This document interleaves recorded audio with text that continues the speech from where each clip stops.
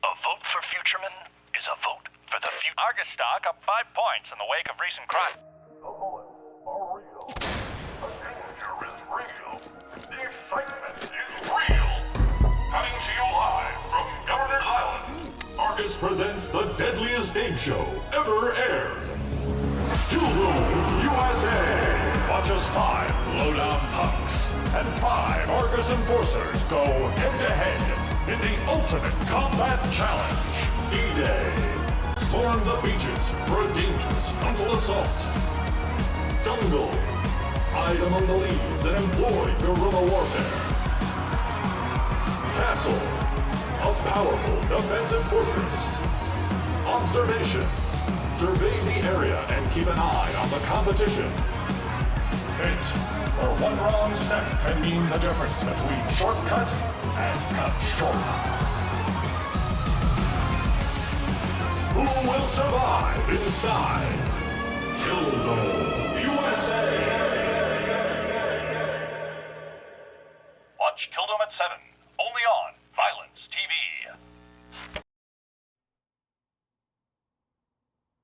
Good afternoon. Where's my microphone? There it is. Good afternoon, everybody. Welcome to the first ever Due Process Partner Showdown. Let me make sure I have all these set up. We do. Welcome, everybody. Welcome to everyone that's here to tune in. Let me just get these posts pushed out real quick. And then we'll get started, and let me put on my blue light glasses, and we'll be set. So for those of you guys that are tuning in here, the Due Process Partner Showdown, for those of you guys that don't know, we do have Due Process Partners that are content creators that support the game and create content around the game. Today we are giving them the first ever Partner Showdown, where each partner was designated to create a team of members of their community, new players, and so on and so forth. Get them involved, get them to try out the game, and create a team. They're going through a single elimination best of one bracket play bracket, which you will be able to see on your screen right here. This is the bracket. And throughout the way, we'll be jumping in, commentating, talking over. Obviously, we have the new Dome update. We have the Gunplay 2.0 update. We'll be commentating on the games as well as talking about that type of stuff. If you have any questions, you're always more than welcome to ask. And yeah, we'll be hanging out for a couple hours today.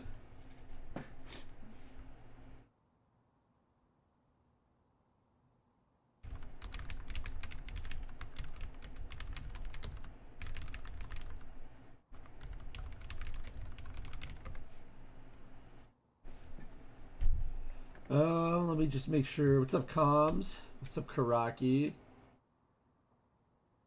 Will we see more violence from the YouTube channel? Alrighty, let's jump into this match. It's the first one that I saw. I believe this is Gramstall. This is Team Diamond Shaft versus Rando Commando. And it is Pablo's team versus Rez 501's team. Those are both of our partners. And it looks like we have Fists of Fury, the Therapist Death, Hot Sauce, and Rez 501MK versus Gramstall, Pablo, Anoikal, Time Traveler, and TZ. They're starting off on Dome to start off this one. They are on Dome. 3v2 situation. The attackers, Gramstall is still rocking the saber. And it looks like Hot Sauce, Death, Therapist, the last one's alive. Flashes do go out into jungle. I think they're going to hit power. They are going to hit power. It's going to help Gramstall out with the saber, obviously.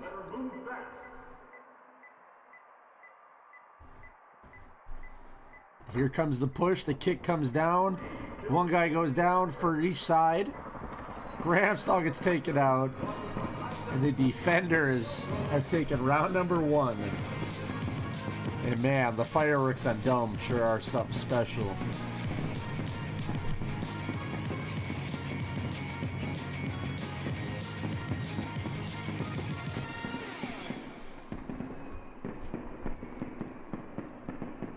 The fireworks for Dome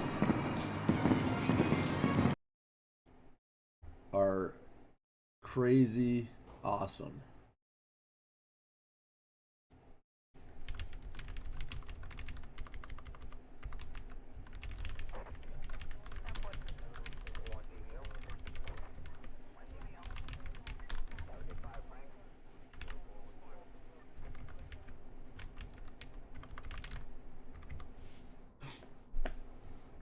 Okay, perfect. We're all set. We're all set right there.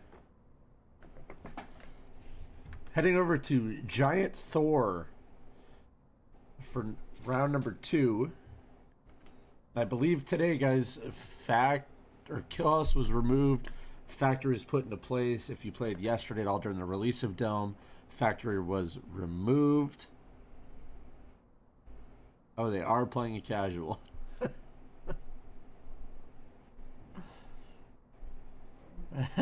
Pablo brings up a point.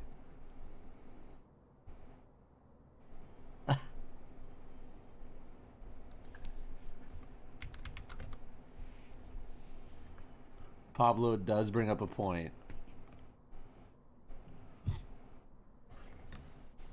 Let's go on Road Runner. How is it going?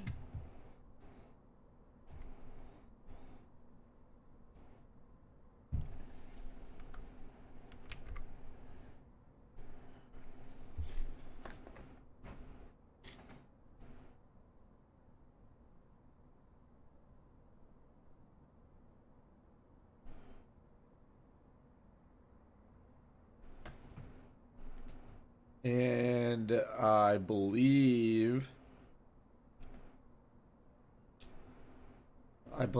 that they are gonna have to restart this, as it is a casual.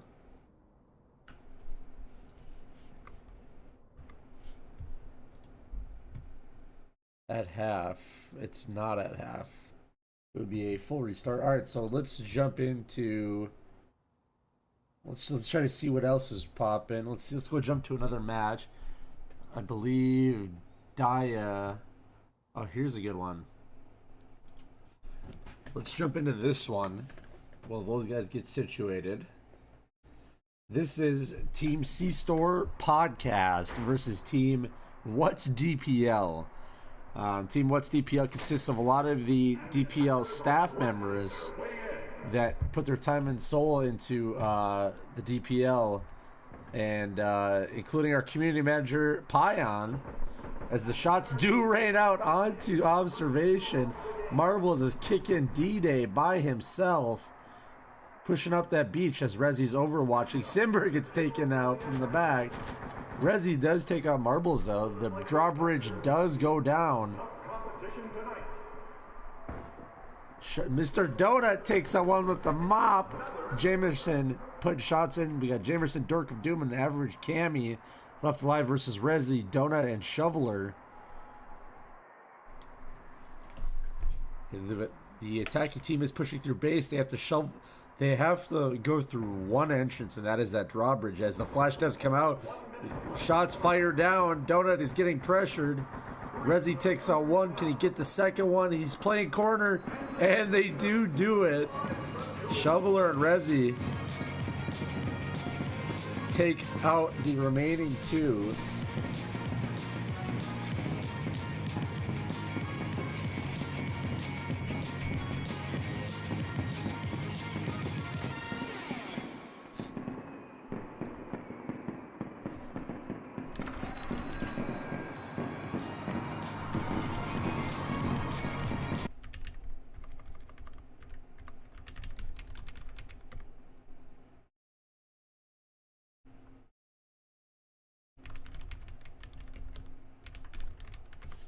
All right, as we head into round two, we have round three actually. It looks like Team What's DPL won the first two on defense, which is huge for them. We're going over to Factory, and we have containment on this one. Smith cast Pog. Yeah, my casting is something special. I know it's a big deal, and I'm wondering if the attacking team doesn't have any clackers left, as you can see all the barb placements that the defense is formulating here. It looks like they're going to do a 4 barb placement and hold some long angles. Let's go take a look at the attacking team here to see if they do have, and they looks like they have no clackers. They do have a nade though on hand. So they have no clackers and no charges, actually. This is going to be a rough push here for the attacking team. Not a lot. Actually, they do have quite a bit of flashes left. Flash and smoke for everybody. And with the recent power off mechanic in the game, where power is more viable, I think you can expect to see them try to push up top here to get this power. I believe that they do have night visions on their head. They do.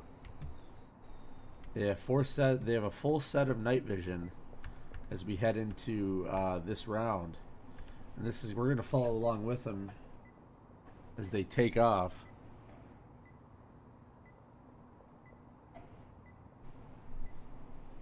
The Smite cast.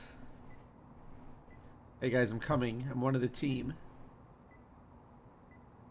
Bard placement does go out. Let's see if Marbles can get a pick here on a new one of them. Nobody peeking quite yet, but the barbs are definitely out.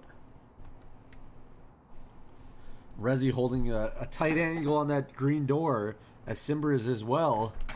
The smoke does pop. The flashes have missed outside. Shots do ring out. One down. Simber takes one down with a mop. Marbles now rushing up with the Saber. Takes out Rezi. Can he get the suck one? He does take out Pion. Shoveler now holding off his heavy, as you know that they're going to be pushing that power. The Molly does go down. Slows down the push a little bit. Donut ringing out the auto shotty. Auto shotty go burr. The nade actually landed on top of the shelving. Marbles trying to put shots into Shoveler, not hitting anything. Flash does pop. Marbles playing close corners now. Average Cammy takes out Shoveler, and this is going to be the power play we talked about earlier. Shots ring out. Donut caught into a sticky situation with the auto shotgun. Playing close. Can he do something with it? Marbles takes a little bit of damage. Does take out Donut, though. Simber picks up the second one. We're in a 1v3. Simber just getting bombarded now. The smoke does go down. That's going to allow Simber to actually rotate out of that if he wants to try to rotate near that. But Marbles is watching the backside. Another shot rings out. Simber does not hit it. And that's the end of the round. We go into the first quarter with a 2-1 score in favor of Team What's DPL.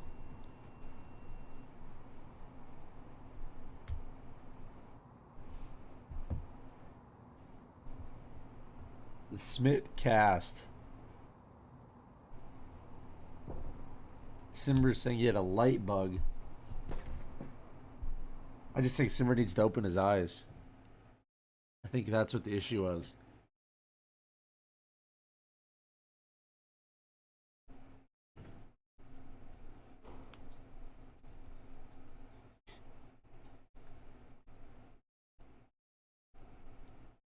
Great round there by team.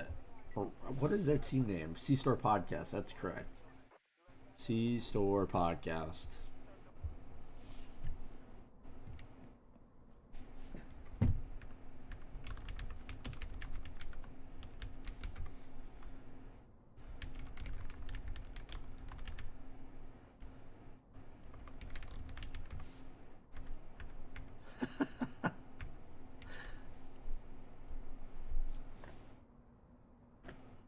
How's it going, Weatherman? How's it going? Ethan, what's going on? Nice lady, how's it going? So at the quarter switch, we're now going to see Team What's DPL go on the attack side. We're starting off with a C-store with a bomb in office, and it looks like they are looking towards that 3-man rush to arcade, 2-man rush into the top of storefront, dropping towards freezer and teller. It looks like Team C-Store Podcast is going to play Barbs in arcade at the top of that. But they are anticipating a potential wall charge from freezer, it looked like right there.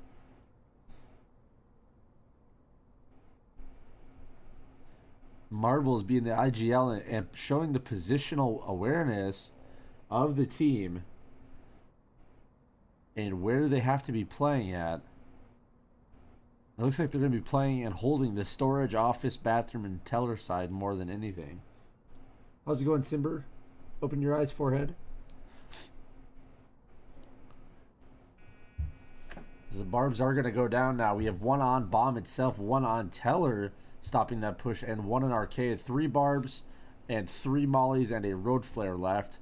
We're going to see Donut looking to go directly in from the storefront there.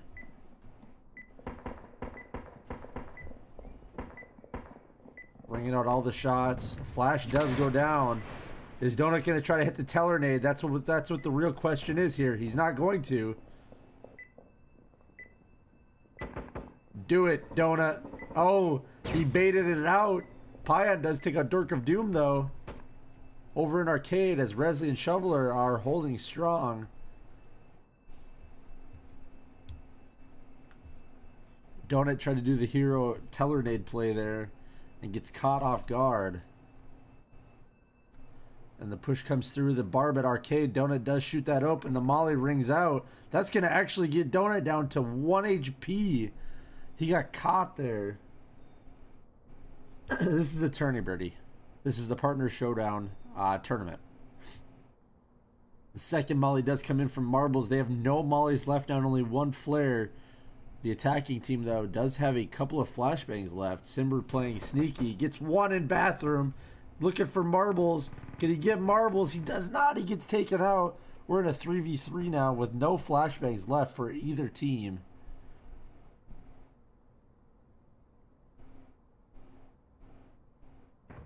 Donut takes on Marbles, though. We're back to a 3v2 with Pan, Ham, and Average Cammy holding the bomb site as best as they can. The Barb does go out. Flashbang goes in. Rezzy's going to try to pick up Pan. Does. Last one alive is Cammy. Cammy takes out Donut before getting traded out by Rezzy.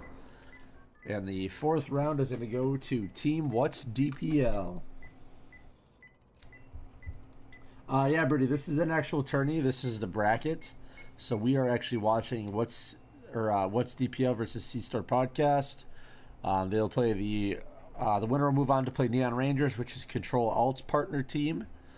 Randu Commando's team is Res 501 MK's partner team. Die Menshaft, if I'm pronouncing that, is El Pablo's partner team.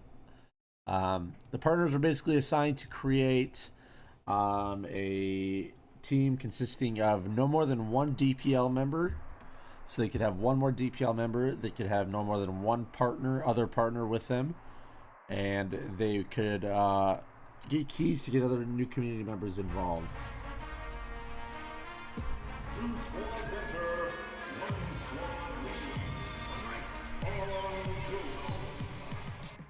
And we are back in Killdome. Looking at this map, this is the one that you saw earlier where the Team C-Store Podcast breached into observation and then funneled out through base after they hit the door and came in through here.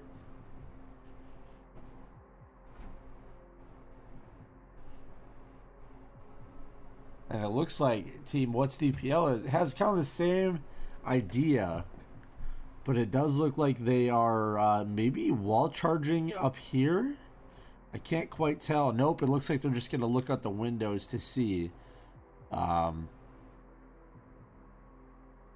And in my opinion, I think what's going to happen here is, as you can see from C-Store Podcast, they're going to hit this power switch, not enabling them to even hit this button up top. And if they do that, Team What's DPL's plan is going to be hindered quite a bit, because they have to hit this button fast in order to get this drawbridge down. And C-Store Podcast is basically forcing them to rotate all this way around and come through this one singular door. As we see the defenders load in, barbs are getting placed. Great barb placement up here as he can now hold this angle.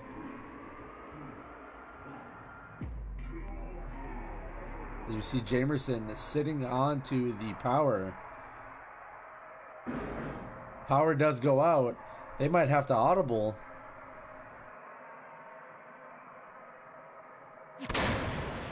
Boom goes the dynamite. As you see Donut rotating through green, similar to what Marble did.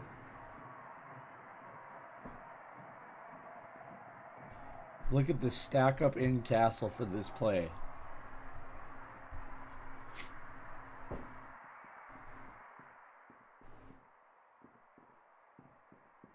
Donut just looking for a slow pick to try to get a pick. Marbles takes out Resi though on the push.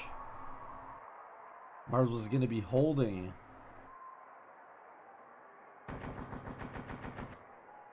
As Simber takes some shots there.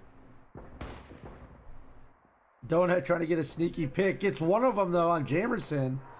Marbles does get tagged a little bit as well. They do have the pinch set up. Donut letting that saber bark. Yeah, Alex, you can come be casting, buddy.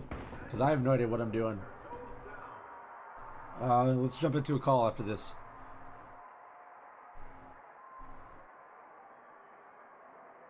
We see Pion take out Marble. Did Pion take out Marbles with a sniper or a shotgun?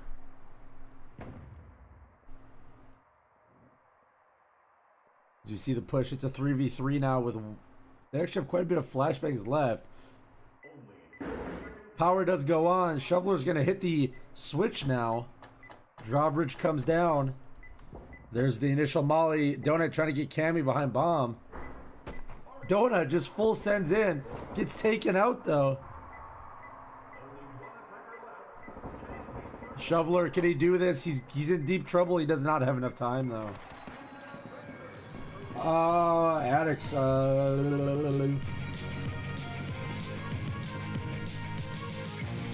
We can go to one of the specialist chats. Yeah, we can go to specialist chat.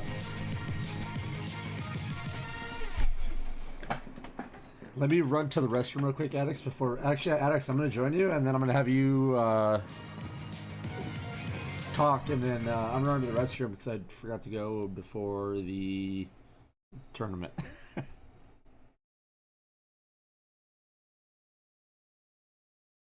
Yo. I am booting the game right now. Okay, cool. This game is looking really exciting so far. Yeah. It's, I didn't really anticipate the play that they were going to do where, like, the shut the power off and hold the angles with the barbs, and it looked really good. I was surprised that... Yeah, especially on those bridges. Yeah. Like, the barbed wire on the bridges, wow. They just couldn't get through pit. They had to push for beach. Yep. Let me just spectate real quick. I'm hopping in now. Yep, you're good. Let me know when you're in, because then I'm going to run to the restroom. Oh, yeah, I'm loading in right now. Sweet. Yeah, that one was intense, lady. It's amazing. Yeah, Dome feels good. I was, Dome, oof. Yeah, it feels good. I wish, the only thing I will say is I wish I could turn off the announcer. Yeah, that should be tied to music volume. That'll probably get fixed. Yeah, really I think they said it was a bug and it will get fixed, so yeah. That'll be nice. Let's go to C-Store Podcast. Alright, you take over for a second. I'm going to run to the I know these are the C-Store Podcast boys, and this is What is DPL, right? C-Store boys and podcast? Alright. So, to factory now, Fox, Trigger, we've got an interesting set of maps here. containment, actually, on this one. Very interesting. It looks like Marbles wants to go for some sort of plan. C-Store boys being led by him want to go for some sort of office take, but it looks like What is DPL is ready for these pushes.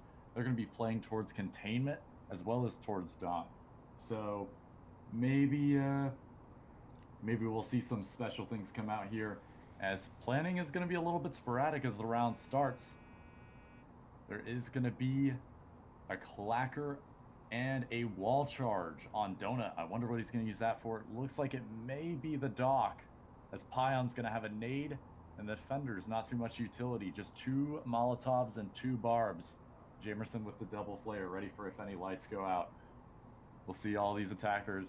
What does DPL head up towards docks? But they're going to pass by it. It looks like they might be using the wall charge for something else. It's their last charge, so it may just be used on this red door here, and it looks like that's what's going to happen. Donut getting the charge down. It's going to get ready to crack. There we go. Simber's going to throw the flash in. There's no Molotov to wait it out. A second smoke goes in as the Molotov misses from Marbles. Panham's got to hold this. Nade's going to go in. Oh, Pion throws the nade. It's going to take out Panham, as we're seeing some fights on the bottom side of the map. Rezi's clearing those trucks. Marbles takes a shot, and Shoveler's going to be lit up from it. Jamerson trying to take a close fight, but Pion with that shotgun, he's going to be super effective at close range. Jamerson's going to be repositioning into a better position, and he might be able to take out Pion here if he knows. Oh, Marble's going to get taken out by a rushing Rezi. Bomb site control is about to be given up. Looks like the DPL boys are going in. Donut taking a fight onto Jamerson. Jamerson is down. Now it's just Kami trying to get it, and it's not going to happen. 4-2 half in favor of What is DPL. That's going to be an interesting factory map. Not a lot of Molotovs used there from the defenders. I'm wondering if they used them very early on. I know last map they used I think 3 or 4 of them, but obviously you can see that rush from dock to power kind of limits the defending team into certain areas. Yeah, it does. They were all trapped in like those close corner containments where Marbles had them up, and then you had Toxic, which is a bit more close range, and they were having like a Lagros in there. So they kind of just got mispositioned, but still a very good push from the attacking side. What is DPL is definitely on top right now. And I'm interested to see the new maps, because this is a fresh half. We get those fresh new maps, and it is going to be started with C-Store. Let's see.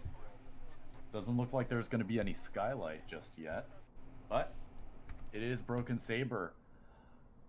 This map, oh lord, this map's pretty interesting. You've got Freezer Bomb, which is going to be a little bit more difficult to get into. You keep in mind, you got to shoot out these freezer shelves. When you see these blue markers on the map, those are going to be windows or any sort of opening that you can see through.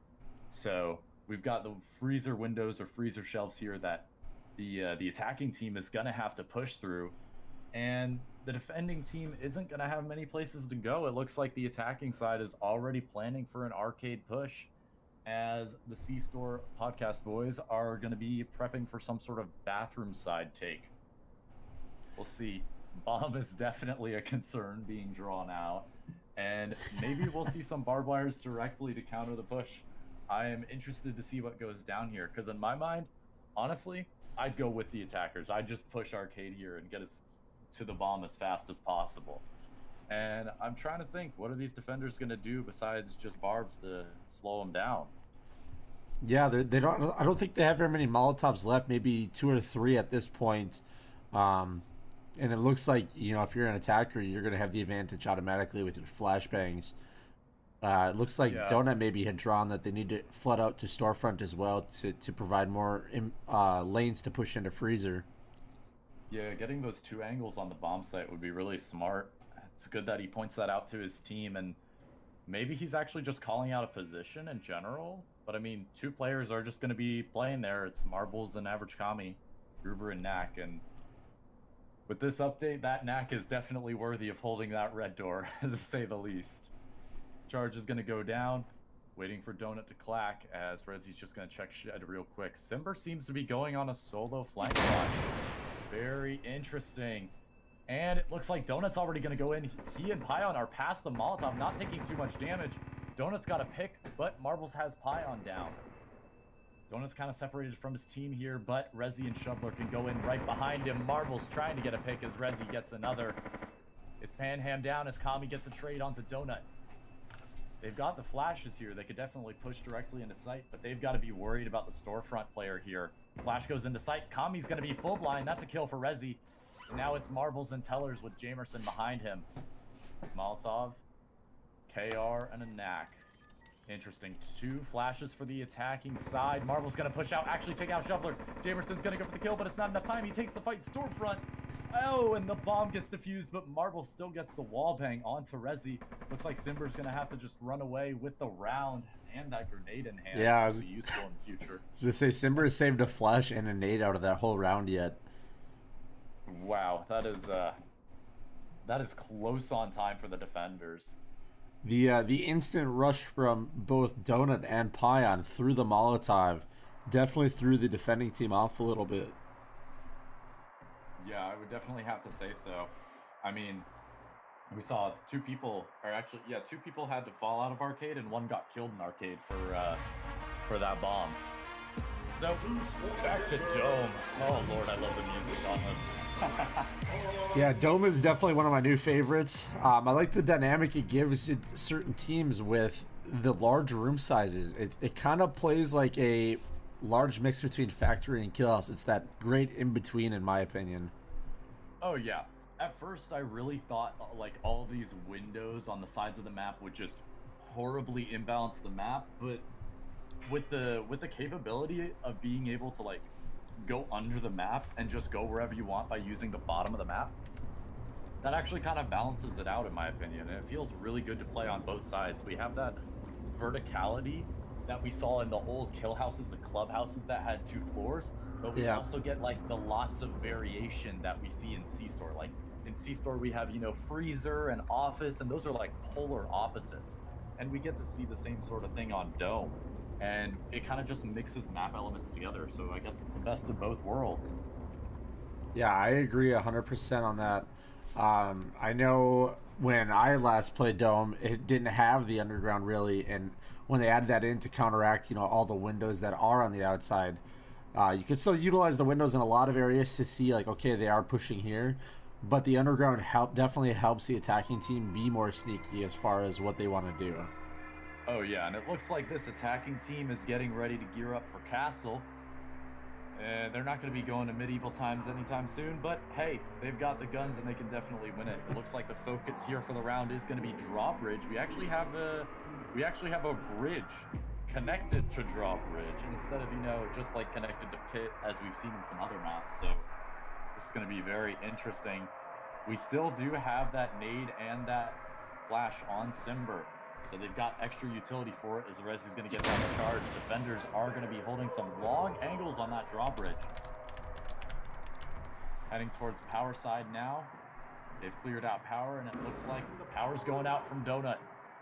And the announcer doing my job for me, saying that the power's out. I'm going to be interested to see now what their plan is, because the button is on the opposite side of that bridge. Oh, a charge does go out. Wall charge on the drawbridge. Interesting. Molotov goes out, and they're gonna have to drop out of this castle into Panham's hold. As we see Simber too, kind of hitting a little bit of a flank, trying to get into Pit there. Yeah. If Simber gets backside, he could definitely mess up this defense as another Molotov goes out. Donut's gonna try to drop straight into it, and Dork of Doom's gonna get one. Shoveler, no, taking out Rezi after a mop shot connects with him, and Simber's here. Simber's going for the flank. Here's the kick. Kami's aware. The call-out's there. Dork's gonna help rotating. Simber is actually double barbed there. See if he's gonna use that nade to try to clear those or try to get a kill. I mean, he did kick the door, so he is in a good position to nade it. There it goes. Nade is gonna go out. Gets both the barbs. That's good for him. He's gonna be able to push runes here very effectively. Flash goes out. Jamerson's full blind. There's the smoke to counter the mop shot. Drop down. They haven't seen Jamerson. They haven't seen Jamerson yet. Jamerson has one. What? Shoveler's going to try to go up. There's another. Marbles gets the last kill in the round, and it's 3-5. Wow. That was a big investment there by the attacking team, using double charge on that round. Yeah. But appreciate the music for a moment. Yeah, right. It's just so fantastic. I want more music like that. I know some soundtrack. Some of the soundtrack hasn't been used in game, but I am hoping every map gets music like that. It would be nice, definitely. So now I'm curious what the attacking team has for any charges. I don't think they have any. Let's think. They blew open. Red door on arcade. Yeah, and they didn't save the clacker because Simber had a nade and a charge, so they have to go. They have to go green door here, even though they won one of the 2 rounds. Yep. So I'm thinking C-Store Podcast boys will probably pick up on this, and yeah, both teams immediately know, yeah, this is going to be a green door take. Maybe we'll see a closer scoreline, 4-5, maybe even bring it up to 5-5 for the C-Store Podcast, as it looks like they want to double barb up the storage door. I'm pretty sure they still have 1 grenade left since Simber had saved his for Dome, and since the attackers don't have night vision anymore, we may see a reverse power play now. That would be super helpful for the defenders because the attackers are going to have to go into green door. It's going to be dark, and there's going to be just 1 flare on them, and they can't take any gunfights. Yeah, and as I So just I'm wondering, go ahead. Sorry. I'm just wondering what they're going to do to prepare for this, because there's so many different ways they could take this green door. Maybe a flash through window or something. And as I did just fly over to their truck, it does look like Simber does have a grenade in hand, and they have a lot of flashbangs for this round. I think most of them actually have 2. So they can power through it, but it's going to be a massive choke point in storage. Oh yeah, it's going to be difficult, especially with those double barbs. But like you mentioned, Simber does have the nade again, so maybe we'll see some smart plays. Who knows? Maybe Simber, will just chuck the nade through one of the windows and kill somebody like Dork or Panham here. And it looks like the greed is here as well, as Marbles is going to be going for a spawn peek. Oh, Donut! Donut! Oh my goodness. And there's the flash. It goes over. Panham's going to get tagged by the flash, so he takes The Molly. The Molotof's going to separate it. Pion getting traded out in place of Marbles. 4v4. The health is looking pretty even, as Simber's got to get this grenade. Actually might save the grenade, it seems, as Rezi's getting ready to flash past. But that Molotov from Dork is going to waste another flash. Only 3 flashes on the attacker now, and I believe 1 on Pion's body. Jamerson's trying to hold that bottom side, but smoked off. He's got to fall back. Donut pushing up. Will he notice Panham? He notices Panham, but he gets away in time. And Simber is saving the grenade, which is huge in that instance. They did waste 2 flashes, though, just trying to get in, and they lost a life. Oh, here comes the triple peek. Jamerson's lit up 1. Oh, Kami and Jamerson have the cross, but the flash is there. There's the follow-up. Jamerson's going to be holding close as he gets a second. Kami. Come on, Jamerson. You just got to hold the cross with your teammate, and you've got the round. Oh, another shot from Donut. 2 Saber 1-taps. Wow, as it's a 2v3 pushing in now. Got to take the close fight with the knack. Oh, Donut with 3. He's going for it.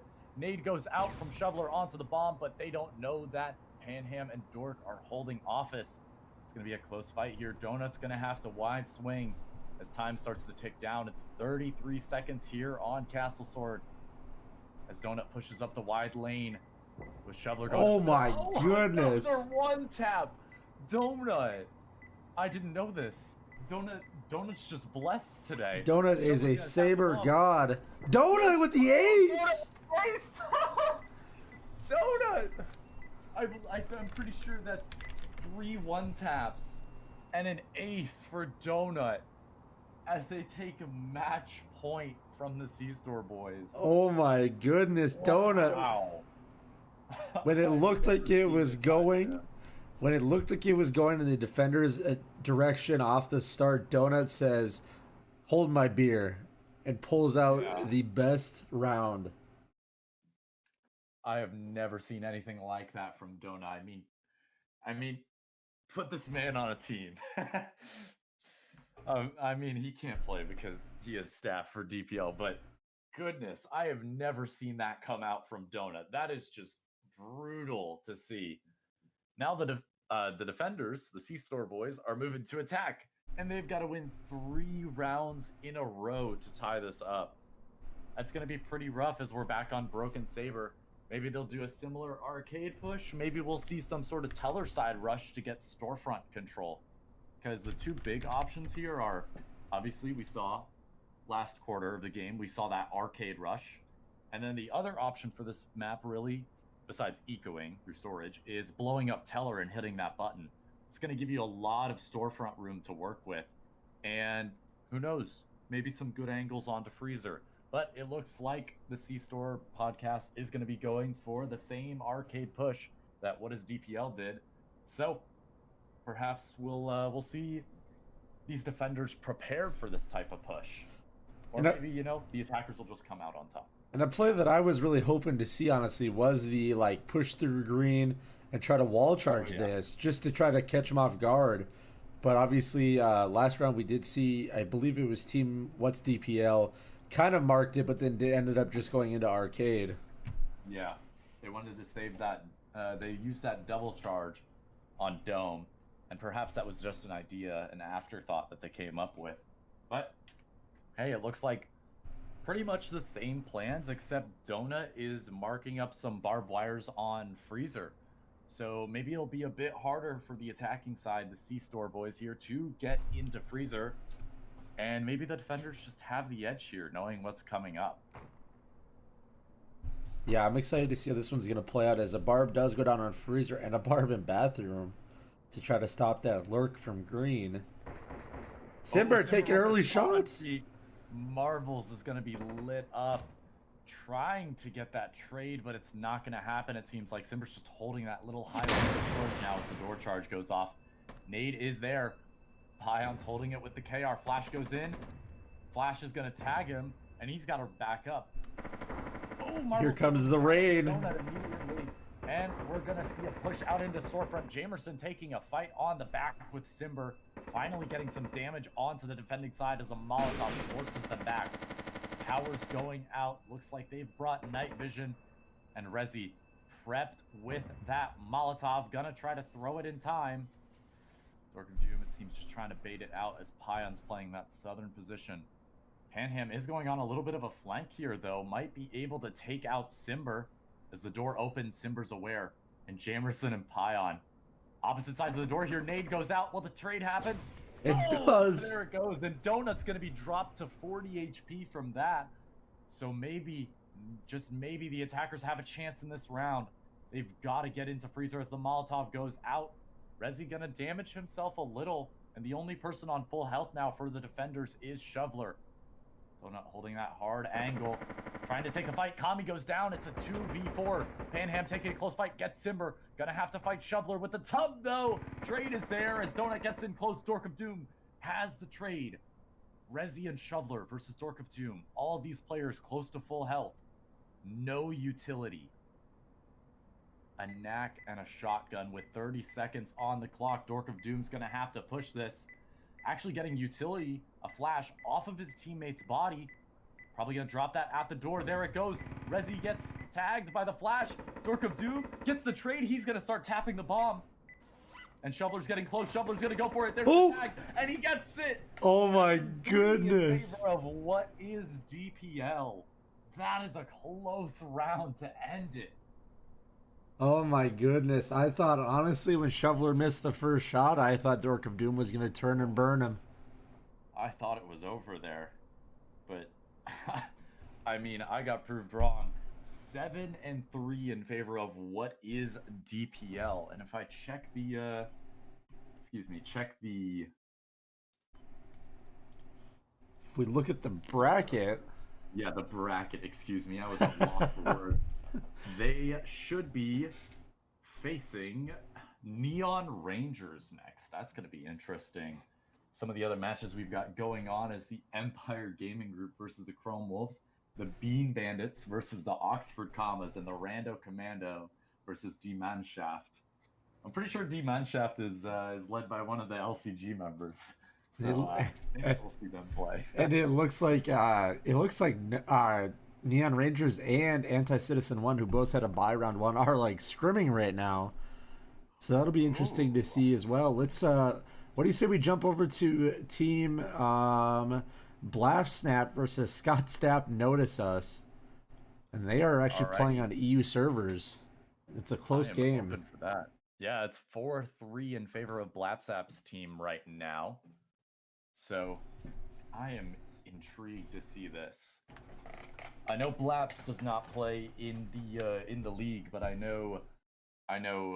believe Sensei Snap is on the team with them, and he plays in Rivals. And we're going to be loading in now as C-Store is just really giving up to the attackers. Okay, so 4-4 scoreline starting out here, and we are already in the second half of the game. I am excited for this. Round 8 has been finished. I think my game crashed. Your game crashed? Oh, no. Yeah, it did. I'll just oh, no. As I watch this go down.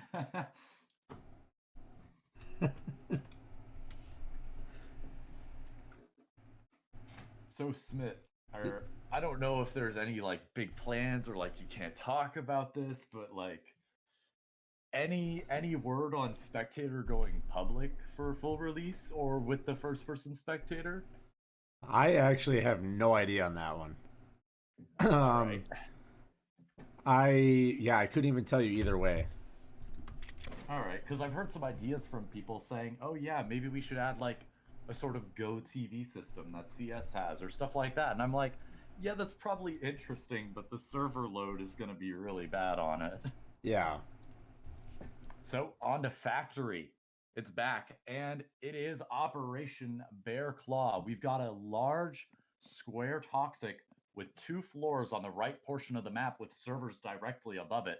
Shelving's going to take up the majority in the top left, as well as dock on the bottom left, and bomb right smack dab in the center with an office connecting to toxic. So just trying to give you some visualization here as we load back in. And Linko's team on attack. They've got to deal with this large open area in toxic and office, but they have some cover that they could use in shelving. So maybe we'll see some interesting plans here as Blapsap team, the defending team, is going to be offering up some barbed wires towards shelving, and it seems that's going to be effective as Linko's team wants to go for this fan push. Possibly 5-man fan push, as it doesn't look like servers is marked at all for the attackers. So I'm wondering how this is going to go. Maybe an overload of flashes in one spot. Maybe we'll see some counter utility, like a Molotov come out and burn up one of the attackers. I'm not too sure, but all I can say is Bear Claw. It's going to be a tough one to fight for both teams, as these angles are just very hard with all of this shelving in the middle. And we do have a score update. It looks like the Bean Bandits did beat Oxford Commas. That was Diagree's team versus D16's team. Dia obviously from Team Fierce, D16 from Team Neo. Yes, that's correct. So Bean Bandits move on. It looks like, oh, they're actually not going to go for fan. They're sniping fan, but they're just going to go for a dock play. Okay. It looks like, oh, okay, they are investing this round. They're going triple breach. They're going to docks. They're opening up fan, and they're going to try to get office open as Photon's down from Linko on the Saber. Farger's going to be here waiting for it, but no Molotov to counter. Just going to wait it out. Batu doesn't have a flash here. Maybe we'll see Farger get the kill. A little bit of bait coming out as Linko's trying to find another. Wall charge is prepped. It goes off. Sensei Snap's going to have to be ready for this. He's just he does. He's got the fake as he falls back. Linko dead. That's the sniper gone as Chef Sandy's still going to shoot out the fan just for a little bit of... two of them. Oh, shot from Sensei. That's another one. I can't believe that. That is a headshot and a half there. Going for another, but finally traded out by Liam. Farger trying to keep this office control for his team as Flaps is there to support him. Flash goes through to bomb. Tommy Gunner's going to have to hold it as Batu gets close. Getting tagged up as Welsh tries to get topside control. That's going to be Tommy dead as a crossfire takes him out. 2v3 for the defenders. Batu's going to go in, but Flaps is trying to hold it down. They've got to be worried about bomb now. Laps is going to try to hold that off his door. Wow, Farger goes for the bomb. That's the bomb kill. And Batu still hasn't gotten in yet. Just holding on to it. Liam might be the changing factor here. Flaps actually going to check it. Oh, no, he's not going to check it, but he's aware. He goes for the peek. He's not going to happen. Farger's Oh, gonna get man. taken out, and it's going to be 5-4 in favor of Linko's team. Barely pinching it out in the last 20 seconds. Impressive. You know what I'm thinking? I'm wondering if Batu wasn't just trying to play the distraction to allow his team to push into shelving and get those initial picks on like Sensei and I believe it's Tom, and try to just create the distraction because Blabsap was holding toxic door angle while Farber was holding up an office. I wonder if he wasn't just trying to pepper some shots in there while his team did the work. I mean, that is definitely viable. Flanking and just putting one person on that rotate watch can be a pretty big deal. I mean, it's not always putting your eggs in one basket. Sometimes you need to just split it up and think about individual fights. And that's exactly what they did as we head back to Kildome, USA, ladies and gentlemen. 5-4, still in the favor of Linko's team. And we're going to see Ernest Ember here, a large green door pit right in the center. I just love how all of these doors on this map on Dome are just double doors. I love it so much. Yes. Obviously the castle door exception, but just having these double doors, it creates some weird gunfights where you just have some cross angles and then you have, wide peaks that happen. And sometimes people are just like, oh, I'll just chuck a nade in and worry about it later. But the attackers and the defenders both know exactly what's coming. With that button in castle right next to a red door, as well as power being there, it's going to be a breeze to just pass on through observation and jungle. And the one I thing really want to know. Go ahead. The one thing I want to point out too is that this window up here actually has direct line of sight over towards bomb. So if they wanted to, they could hold a long angle with the sniper and try to clear off bomb. Obviously, the path less travel, the path that's going to be the least resistance is the ruins breach, but they have to worry about this long angle. I mean, honestly, jungle makes a lot of noise when you're in that water. So if Linko's team plans out their defense very well here, we might see a Lagros or a Knack playing in pit, just waiting for water sounds, and they could just wallbang through jungle. Yes. Because I'm pretty sure these Blackwall here's aren't actually accurate, because I've shot somebody with a Lagros through them before to kill a bomb. But yeah, so maybe we'll see that as Lagroses do come out. We also see two groupers, one on Daddy Welsh and the other on Hey It's Batu, as Liam with that Igmar and Molotov prep. Immediate breach from Castle. Molotov goes into the smoke. They're not going to see it. Oh, all going to take a lot of damage. Blap's actually dying to it. That's going to be huge as it's advantage to the defenders. Power's out now, so keep in mind, observation's useless. Linko can actually hide effectively. The attackers have helped him out here as Liam's going to be playing close. Takes out Tommy Gunner as Sensei's going to try to push in here, getting the crossfire as Linko tries to take the fight. Photon's going to be lit up, but it is a 3v3 for these two teams. Health advantage is on the defenders as Chef Sandy, Welsh, and Batu all hold Ruin side.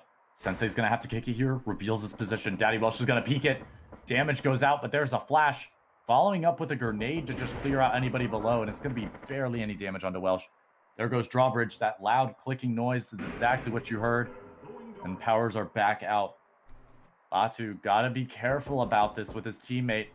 Welsh has been called out crossing, and now Init's ready. Photon Init's ready as Chef Sandy tries to take a fight. He's going to push up into pit. Sensei's down as they try to take a fight. Can Welsh get the trade? It's not going to happen.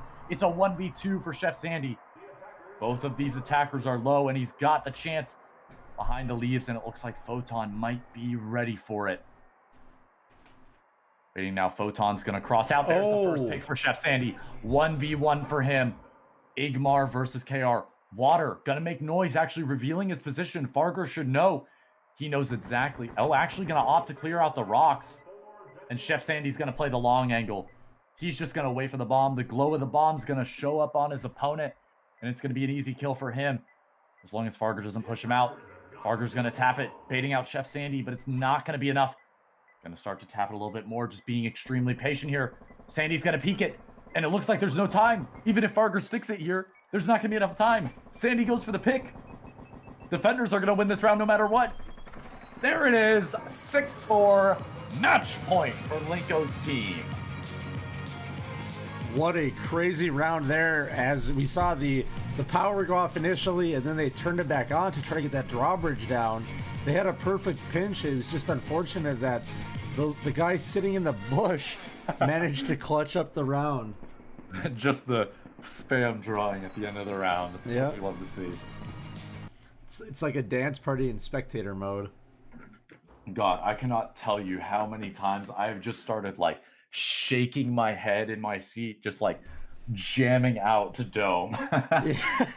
I'm never gonna get over that. Like even playing in DPL, I'm just gonna be jamming my head, staying hyped up through the entire game. But hey, C-Store, we're out of the Kill Dome, we're out of that fancy television reality show, and now we're into something a bit more realistic in this, post-future life. We're going to see Operation Dream Eater here. It's going to be a bomb on fridges. Now, flares aren't going to be as effective on this map because of how many close corners there are, but close corners are going to give the defenders a better chance to fight without them. So it's kind of that one-on-one trade-off. We'll probably see a lot of knacks here from the defending team. We'll probably also see some shotguns come out, some tubs, and no drawings on the map yet. So it's all speculation right now. It's all secret missions.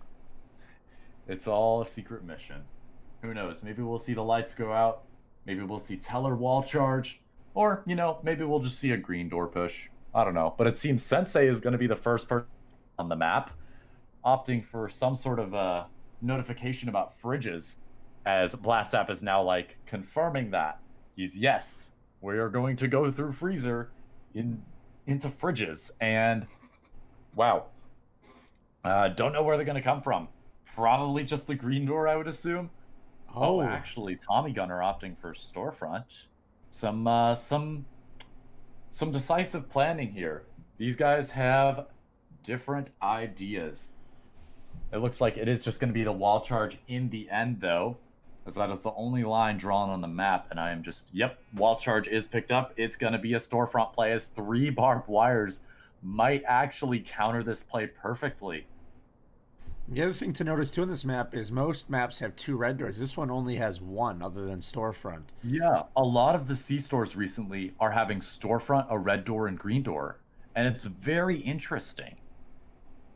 So we'll see Batu be the first line of defense, actually going to throw out a flare early as Linko gets a Molotov on the right side. That's going to force them to push left. Blapsap trying to go in. Actually, Liam taking out Sensei as Blaps finally gets the trade. Varger in arcade, going to get taken out by the auto shotty. That's going to be a deadly force as the trade is there for Tommy Gunner. Blaps is coming in behind. Chef Sandy and Batu got to be ready for this. Batu's turned around. He's getting shot in the back. He's going to be aware of it. And Blaps is going to arcade. It's a 3v3. Health advantage is now on the attackers instead this round. As Blaps gets close, Batu goes down. And it's a knack on Chef Sandy and a knack on Welsh. Blaps going back around the back. Sandy unaware of the positioning. Photon gonna take him out. 1v3. Very low health here for Welsh, but he does have the Teller hold to play off. Flash is going in. Gonna affect Welsh, but it's not gonna be enough. Oh, actually it is! Blaps getting the 1 pump from a range of 2 tiles, even though that flash barely tagged Daddy Welsh. And that is gonna be 5 rounds, staying in it for Blaps' team. Wondering what happens if this goes to overtime. Rock, paper, scissors. Rock, paper. I'll take it. I'll take it. We're not doing this for money or anything. Yeah. So I'll take a rock, paper, scissors loss if I have to. And the funny thing is at the end there you saw 2 knacks versus the attacking team, and with the old build that 2 knacks you could basically W key and rush them.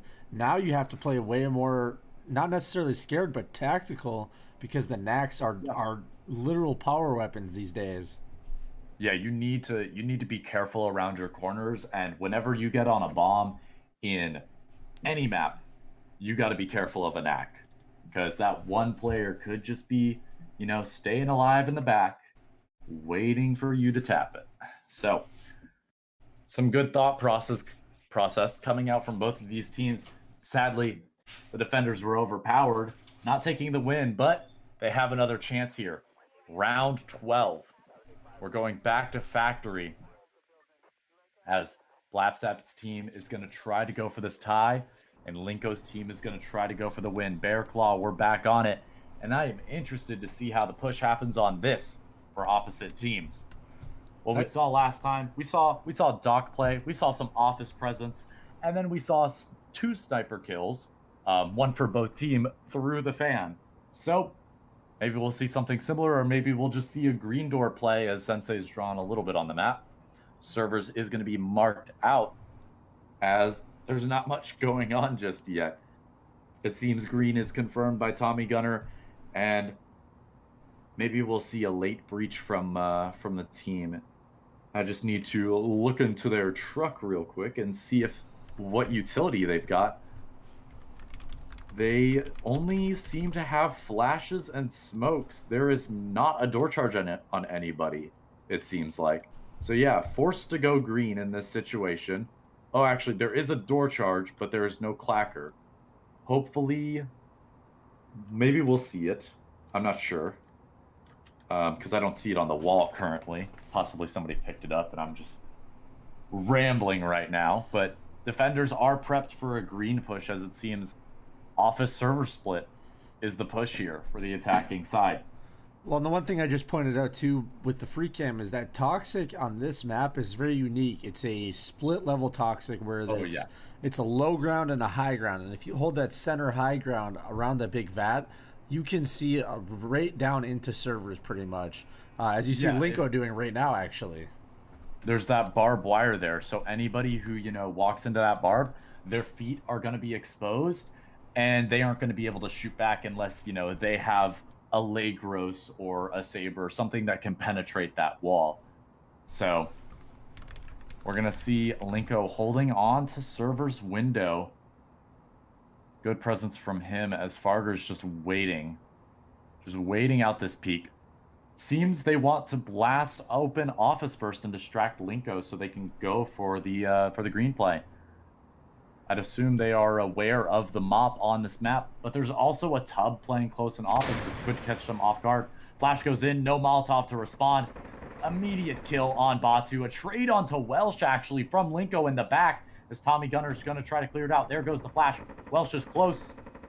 Trying to take the fight. Oh, super shorty kill for Welsh, as Linko is finally taken out. 3v3 favoring the defenders right now as Farger makes his way into green, which is being held by Chef Sandy. Welsh pushing up. Photon in it's got the pick. Farger's got the pick, and it looks like this might be a tie game. Liam seems to be having some sort of issue. He does have a grouper, though. But no, taken out by Farger. 2K for Farger and 2K for Photon in the round. It's going to be tie game here for Blaps App's team and for Linko's team.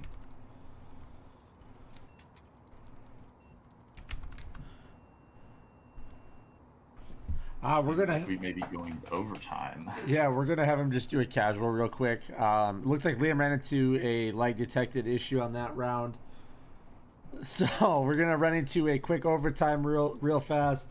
While we do that, though, we do have an update on the bracket as Rando Commando did beat Diamond Shaft, if I'm pronouncing that correct. That is gonna be Res 501 MK's team. Empire Gaming Group is gonna go up against the Bean Bandits. That is Booze Cruise versus Daya's team. And then obviously we have Simber and What's DPL versus Controls and Neon Rangers. So we have Revenant now going to go up against Rez's team. And we're just waiting on the Blap Snap versus Scott Stapp Notice Us game to head over against Feed Machines, the Argus Bunch for next round. All right. Well, I'm going to finish up this overtime, and then I'm going to see if I can find a replacement for myself because I need to eat dinner. I've got a 2-hour scrim coming up to practice for playoffs this weekend, so we'll see how that goes. But I will stick with you here until overtime is done. Yeah, of course. Let me see if they're queued I've already up. Pinged up somebody, and hopefully they'll get in. I expected this to be, I expected most of these games to be a little bit more one-sided, Yeah. But the fact that we were able to get so many like community members just into it has balanced it out entirely. And Yes. it feels so great. We saw a 7-3. I'm not we saw there were 2 buys, correct? Um and then we have that 6-6 that just occurred, and we're going to overtime for it. So All right, let me see if they're starting up here. Looks like they're going to be getting ready here. And it looks like Rando Commando versus Anti-Citizen 1 are queuing up and in game now. So we should jump into that one after we get done with this overtime. it's going to look interesting as I'm checking the bracket again right now. So just a recap of what we have so far. Rando Commando beat D-Manshaft, and the Bean Bandits have beaten Oxford Comma. Empire Gaming Group has beaten Chrome Wolves, and What's DPL has beaten the C-Store podcast. So that means for round 2 so far, we have Anti-Citizen 1 and Rando Commando going up, the Bean Bandits and Empire Gaming Group, Neon Rangers versus What's DPL, and then the Argus Bunch versus whoever wins this overtime match. Yeah, and the Argus Bunch consists of Feed Machine and I believe, if I check the DMs, it is Feed Machine, Amalinia, Maze, Moriga, and Nyx. Alrighty then. And we are in the casual overtime. Yep, and once we're done with that, I will let you drag Baja in here because he's going to be helping Action Cast, as it looks like another match has actually started up. Which match was that? That was What's DPL versus Neon Rangers that just started. All right. Overtime. Let's get into it. I am interested in these maps, and I'm wondering if we get Dome. Looks like we got Factory to start it off here. Alrighty. I'm loading in right now, so just excuse me for a moment. Yep, Factory, Castle Sword. We actually saw this in the C-Store podcast versus What's DPL game. We saw 2 barbed wires get put up on storage for the defending team, and the attackers were still able to get through. A flex tape coming out from Donut. That very nice ace. Yes, the Donut ace with the saber.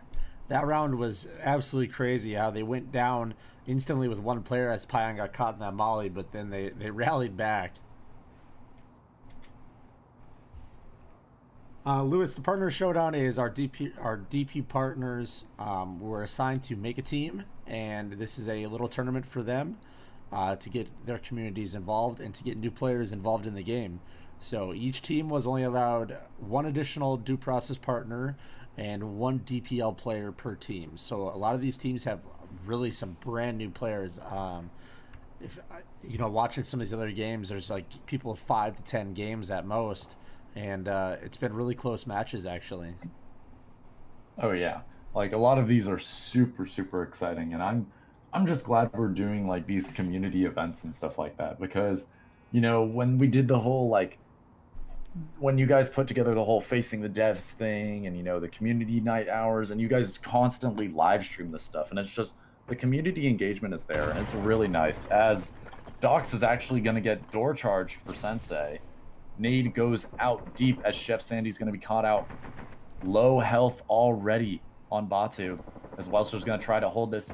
Lighting up Photon. There's a flash to force him back as Linko gets taken out. It looks like it's favoring the attackers so far, but keep in mind they are a little bit low. Molotov going to hold him back.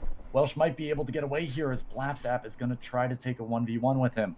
Photon taken out. Blap actually going to try to clear it. There it goes as Welsh gets another. It's a 3v3. This is just getting closer and closer as the rounds go by. Yeah, and if you look at the defenders, they're pretty much backed up into that backside corner and office, similar to what we saw on this map with Donut. And so as you see the diffuse start coming in, Sensei's holding the saber at Dox through a peek hole. Molotov does go out a little bit early as Farger was trying to bait it out, and he successfully does it. Welsh might actually get the flank here as Tommy's not watching it anymore. Maybe they've called out that the Saber is on docks, but Liam's just going to wait. 2 on bomb. Actually, this might be free for him. Liam, oh, getting damage onto Tommy and taking out Farger. This is going to be a close one. Trying to peek it, but the Saber might be the end of his life here. Tommy goes down, and it's Sensei having to rotate through the green door. 1v2 as another Molotov goes out onto bomb, unaware of where Sensei Snap is.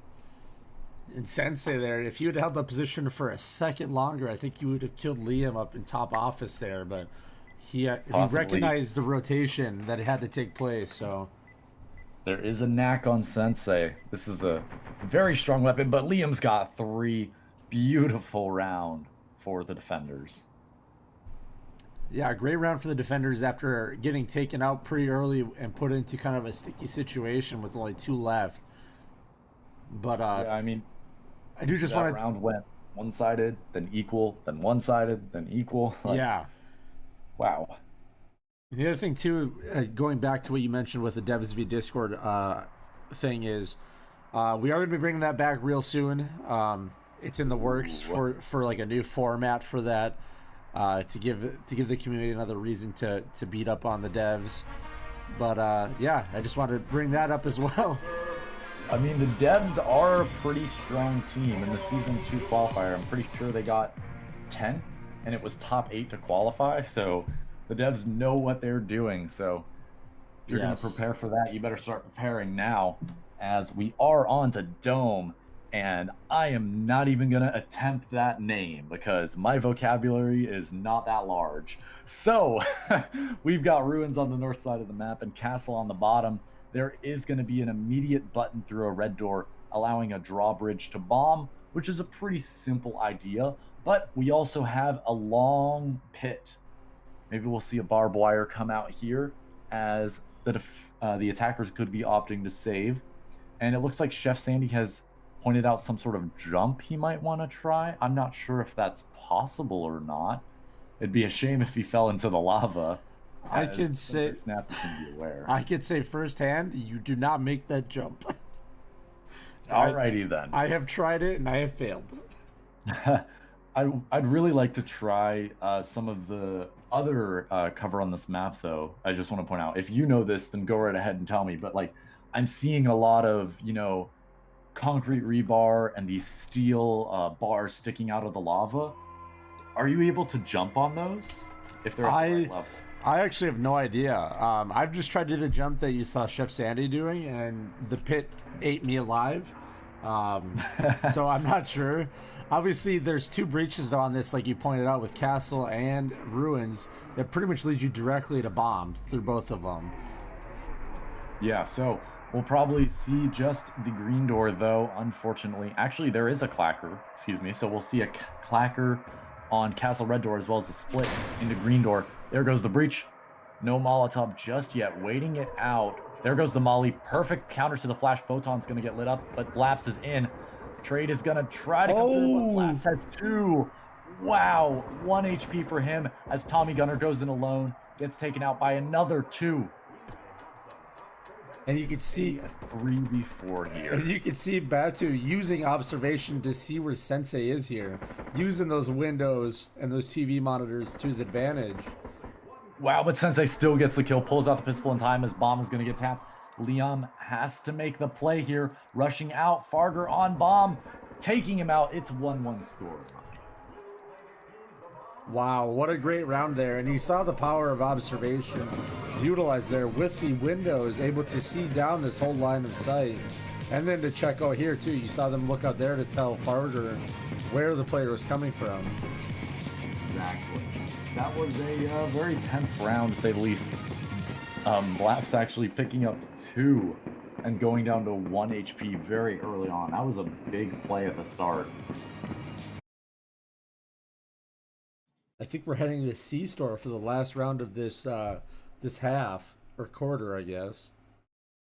Interesting. Well, it is a casual overtime, so quarter, half. I mean, yeah, we're used to ranked in very long games by now.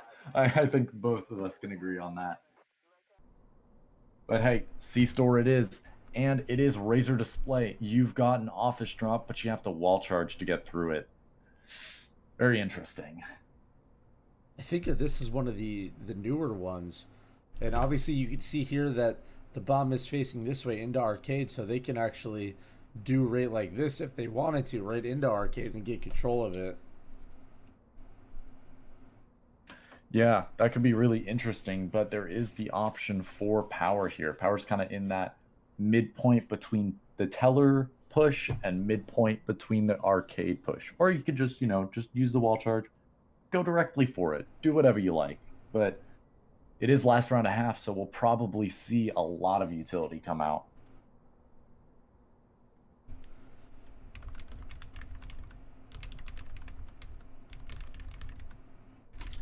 I'm curious to see what the defenders want to do here, as office and storage are areas of concern. Teller. And it does Not seeming to be super important to the defenders. Well, initially you saw Sensei draw the initial drop into office, hit the button, and then flood out. I don't know if that play is still going to happen, but it would give them access to power as well, so they could open it and then shut off power and keep it open. That'd be interesting.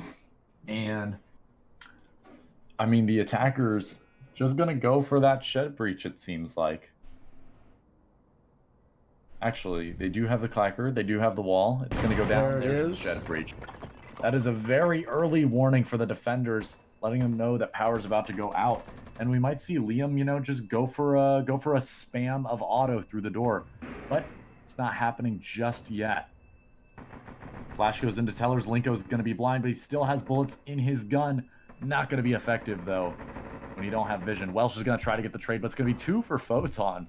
Wow, as Blaps just rushes past Liam through arcade. That was interesting. Sandy's aware now. Going to try to take the shot, but he's going to go down. It's just Liam. 1v5 with the auto.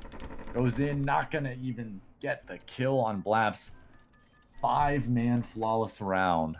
Wow. And the one thing I want to point out is even in the last round, Blap is really stepping up in the overtime here. He got 2 really early kills last round, and this round he gets 3.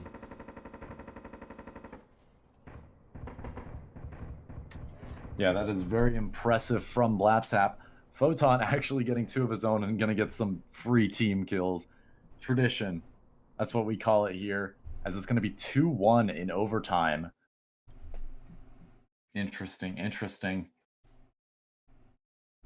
And hello, Baja. We're finishing up this overtime, and then you can join in with us. All right, I'm loading up the game right now. It has to do an update, so it probably has to do the unpacking shit. So you're fine. Don't worry about it. But hey, if you ever have issues with unpacking, you know what you can do? what? You can switch to the no unpacking build on Steam. Or if you're still having issues, then the devs will help you in the Discord. And that applies to you, Baja, or anybody that is in stream right now who's had issues before. The devs are super open, and they will help you out with any issues they have. All right, I have a question about the tile set that just got added. Is it an entire new fucking thing of maps? Like instead of having Kill House, C-Store, Factory, it'll all be different types of Kill Dome maps, or are they all the same map? No, so Kill Dome will just randomly replace one of the maps. So you could get Dome Kill House Factory, or you could get Kill House C-Store Factory for the entire game.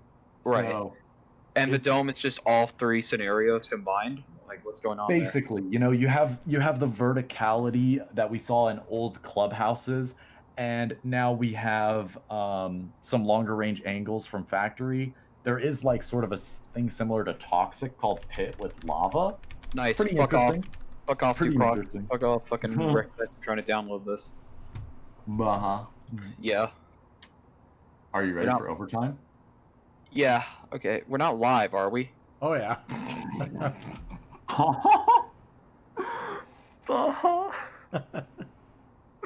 Welp. Plague is gonna eat me alive for that one. So, since we're on the air, ladies and gentlemen, welcome. I don't know what this is. This was sprung on me without my that's knowledge. going on Reddit. That's going to be a live stream now. That's... I'm so sorry. I'm so Let me just sorry. answer the chat real quick. I'm not laughing at you. We've had a lot I know, I get it. We've had a lot of people Saying about me. I thought we were. Jesus Christ. Real quick, chat, for everybody asking what the Partner Showdown is. Due Process Partners are content creators that we have partnered with as the game studio to support them, and they can support us by creating content. So what this is it's a tournament where each partner was assigned to create a team of no more than one DPL member and no more than one partner. And so this is a lot of new players in the game that are experiencing a tournament for the first time. And so this will be fun. And so this is just a fun little tournament that we're going to be putting on about every month for these guys to get them involved and show them, you know, to allow new players to get involved. So, ooh, actually, 2K from Sensei is Blap is also going to get one of his own. Sandy is left in a 1v2 versus an Igmar and a Mop on Factory. He does have a Black Tar though. It's gotten buffed recently. Seems a lot of people are starting to favor it now over the AP for maps like Factory. And he's going to be getting very close to Blap's. Going to wide peek this angle just as Sensei peeks off. This might be the timing. Oh, there's the pick on Blaps, and he could just wait for it. Shot goes out. It's going to connect to Sandy, excuse me, as he's on 15 HP. Sensei ready to just pistol down Sandy on Castle Sword. Who is going to be the castle and who is going to be the blade here? As Sensei waiting for the pick. There it is. Sensei with the 3K in the round. 3-1 up for Blap's team. Impressive. And they are one round away now from securing this victory. Somebody in chat did ask what happens if they tie again. Then we would go to rock, paper, scissors. Because double overtime, double overtime in a partner showdown is a little excessive. Know how double overtime goes. Don't worry about it. Yeah. The 5-hour match. Oh. 5-hour match. That's going to be legendary. I mean, man. Maybe we'll see it again. I don't know. If that happens again, I'm out. I'm not playing anymore. I remember afterwards when Simper said, "Do you want to reschedule finals?" I didn't even have to think about it. I'm like, "Yes, please, please let us not play today." What? Baha, are you in? I'm still waiting for the game to download.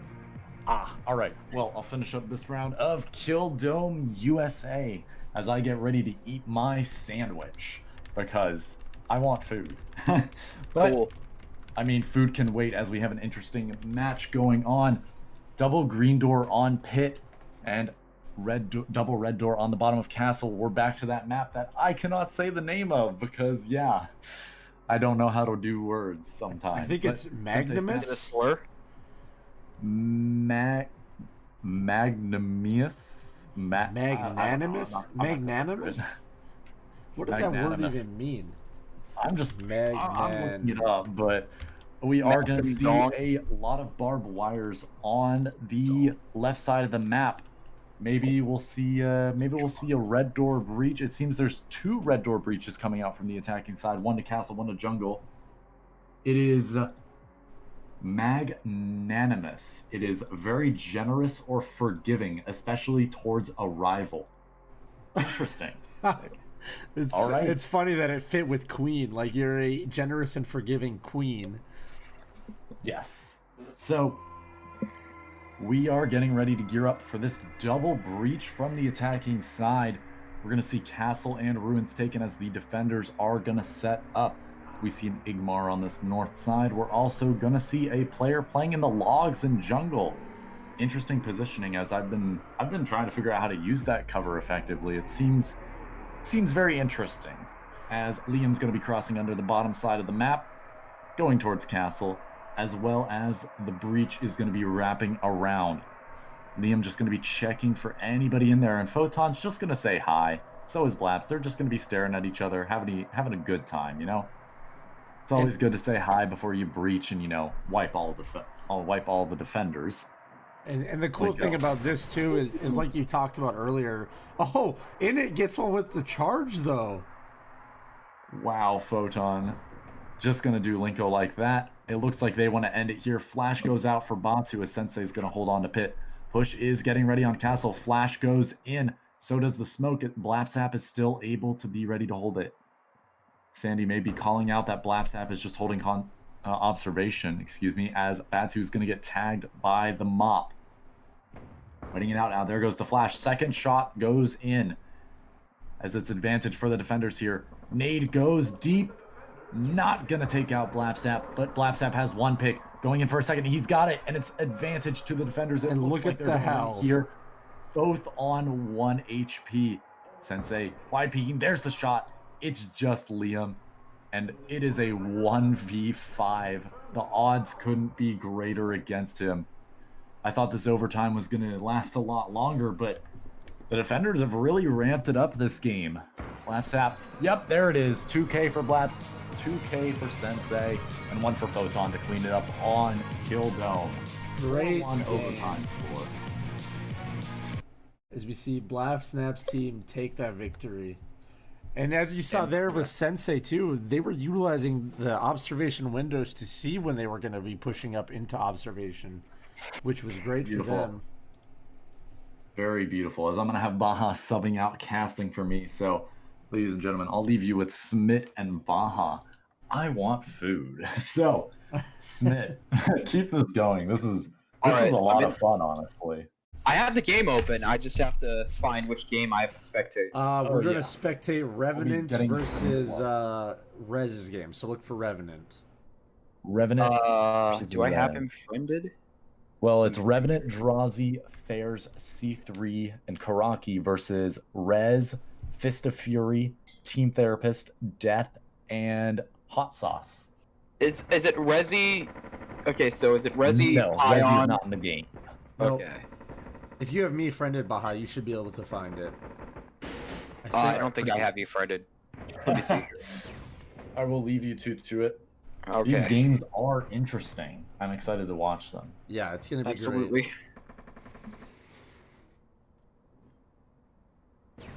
great. Well, what are we gonna do here? Still unpacking for me. Okay, well, let me know when you get unpacked, and then if you have Revenant added, it should work. Otherwise, I don't have. Otherwise, I could find my friend code. Just send me. Do you have Revenant's friend code? Maybe you can send me that. Here, let me open up my friend code, and I'll just have you add me. So, are you producing this, or is somebody else producing? No, it's just me. It's just me streaming it. Okay. Haha. Okay. Let's see here. Friend code.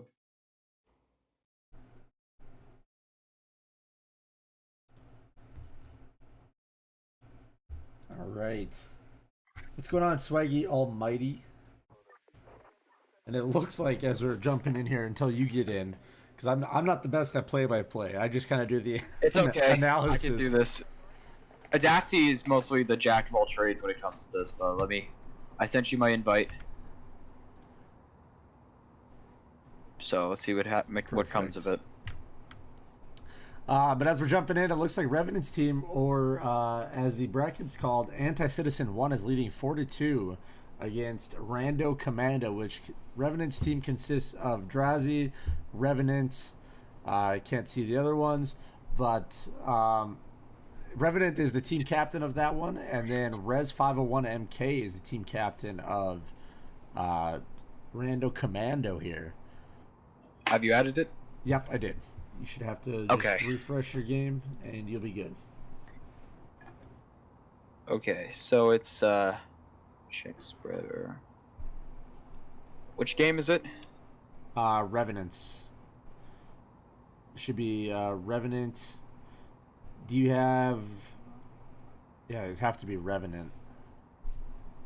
It's still unpacking. What the fuck? Okay, let me see here. I don't see Revenant. I'm looking at this. I don't see him.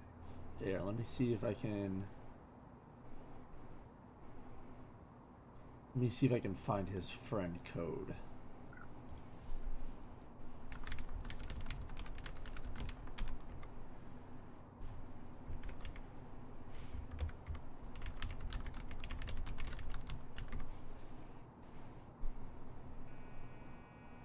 All right, just hit him with Hopefully we're not missing like people hitting like quadra kills or some shit. Yeah, we are terrible at this. So as we start off this round, it looks like here I can stream it too. Actually, why don't I just stream it? Oh, okay. Yeah, good idea. It looks like the attackers are going to hit Toxic out, get an insta molly from Fairs on this one. And I think they're going to head towards Power up in Office, judging by the lines. A double molly comes out.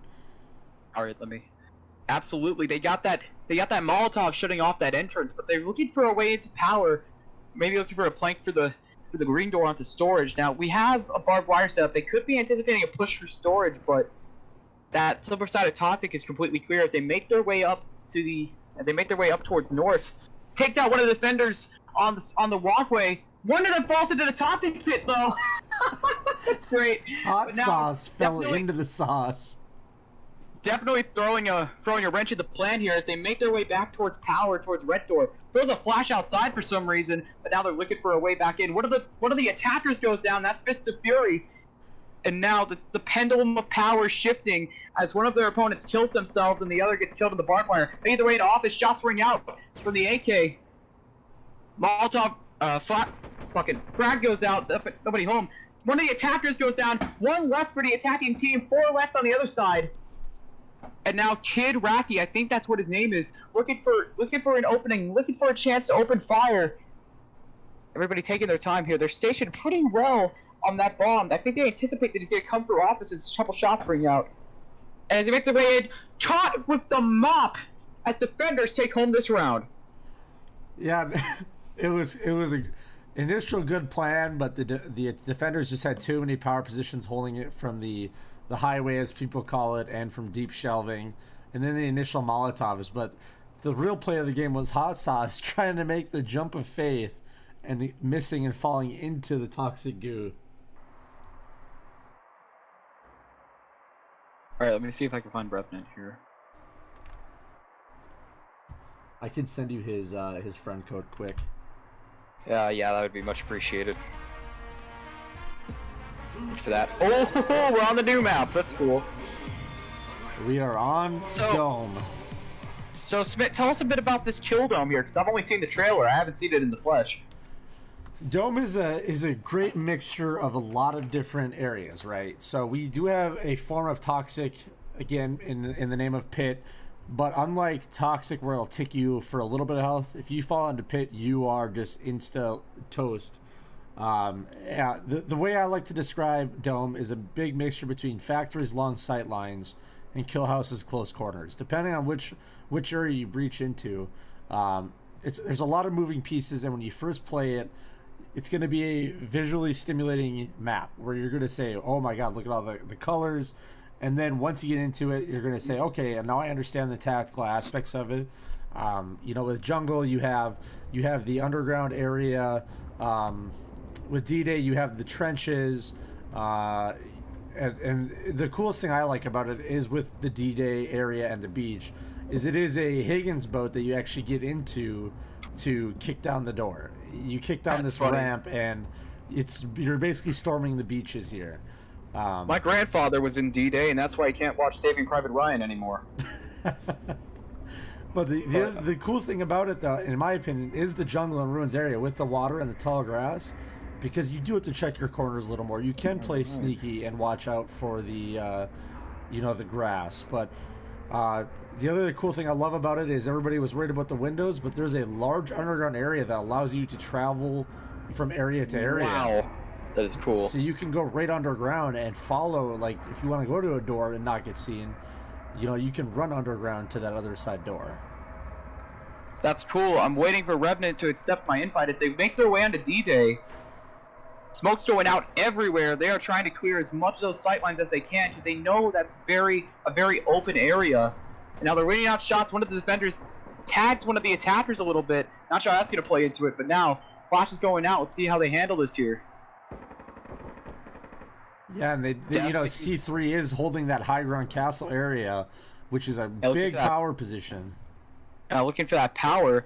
C3 seems to have pretty good grasp on that power, but that's not going to last long because he gets taken down, and they're definitely going to try and go for that power, get that light advantage, or darkness advantage, sorry, but now they're looking to make their way towards jungle. I still got to memorize some of these names, but now they're making their way up through the castle area, and they have that window onto pit, but nobody's there just yet. But now, the defenders seem to be mostly focused on that jungle area, so they gotta think this out as they blast those doors open and make their way in. Move down a little bit. Shots are ringing out, they're making their way in through the waters. One of the attackers gets taken down by one of the defenders, and now Def gets taken down. I can't read the other one, but 2 others go down as well. Another defender goes down, triple kill, and now there's 1 attacker left. Yeah, 1 attacker stuck between 3 defenders. What is about to happen here? One of the defenders trying to make their way down, trying to relocate Revenant. Oh, I can't even make out what's happening. Oh, man. Well, and the crazy part about this map is you did see that there is a moat here, a drawbridge, and the button to hit it is actually back here on the bridge right here. So even though they did go for power, they have to get this button, so they used the wall charge on it. I am still talking to Revenant. He's not letting me in. I think he's just now. He just said, I told him that you added him, and he said, gotcha. Oh, okay. Let me refresh here. Where is it? You might have to restart your game if he adds you. Oh, fuck. Okay.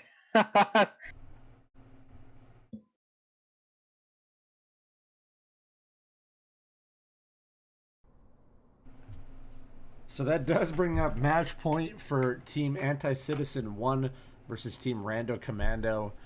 Rando Commando's going to have to string together a bunch of really great rounds here to try to pull off a tie and send it into overtime. Because we're on Infernal Spear with a very long storefront with a drop down. And it looks like Revenant is anticipating the initial bathroom push through the red door.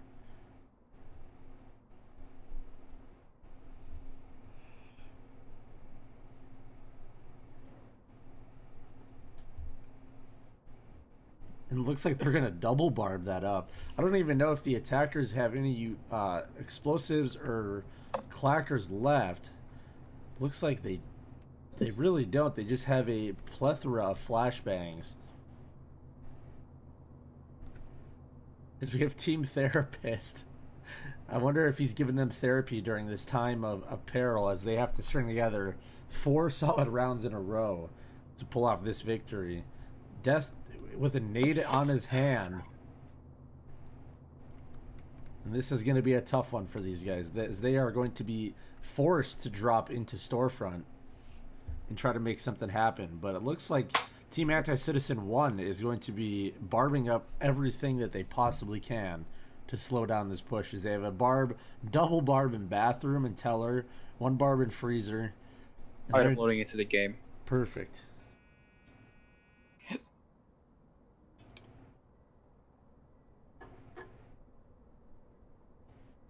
And here goes Team Rando Commando into the top of the roof. Gonna drop into storefront now. This was C3 playing in the bathroom stall with an auto shotgun. Fairs as well with him playing for a trade-off. As they make their way into storefront, shots ring out for the wall, nobody home. They barbed up teller, they barbed up bathroom pretty hard.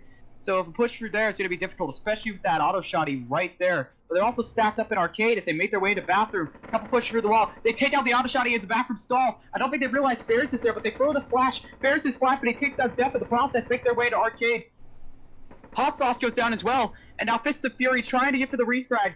Manages to slip by the Molotov into arcade. Molly's going out everywhere. Fire, flashes, smokes. It is mayhem here at the match point, because you know how much is at stake for these defenders. Fist of Fury stuck in the Molotov, nobody home, he is down, and now Ferris stuck in the smoke, trying to find a way out of this. Frag takes down Ferris, and now 3 defenders left. 2 on storage, 1 in arcade. Arcade trying to make his way back, but now Rez looking for that opportunity, looking for that opening, as he grabs the auto shotty. Definitely gonna play. Takes out Revenant through the wall. 1 shot, 1 kill, cold-blooded. Makes his way in. Drowsy trying to stick for the refrag. He sees what's going on. He backs out. Karaki goes down.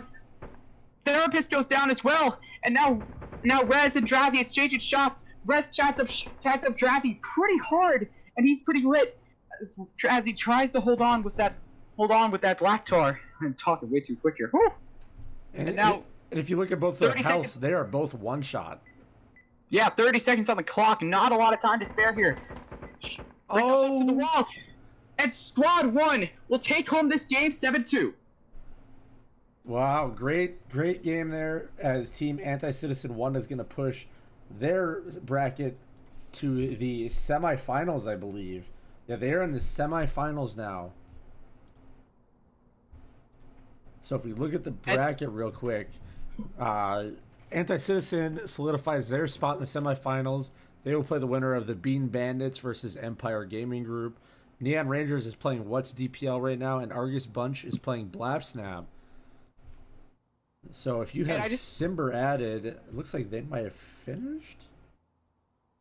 And I just want to add there, you know, for a second there, it felt like the defense was going to make a comeback. You know, you saw or the attackers, I mean, were going to make a comeback. You saw how hard they were pushing. They had that auto shotty. Both of them were lit. It was just a matter of who landed that first shot first. And unfortunately, it was the defenders. But they move on to the semifinals. And let's see what's next up on the card. So I just got a score update as well. Neon Rangers actually took out What's DPL, so they also solidified their spot in the semifinals. Let's try to find, let's see if I have Daya added, as he is playing right now.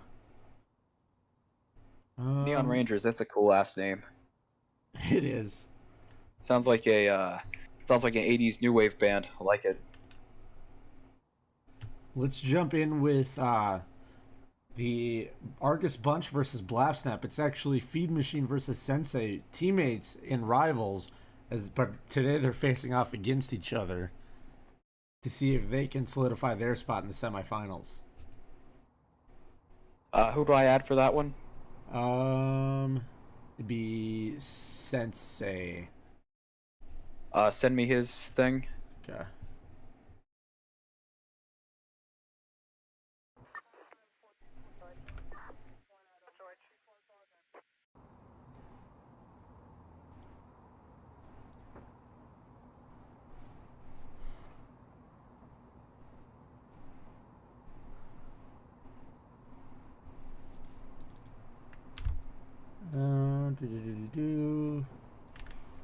Oh, I did not send that right.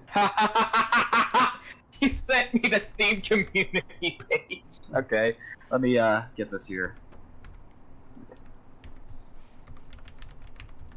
All right.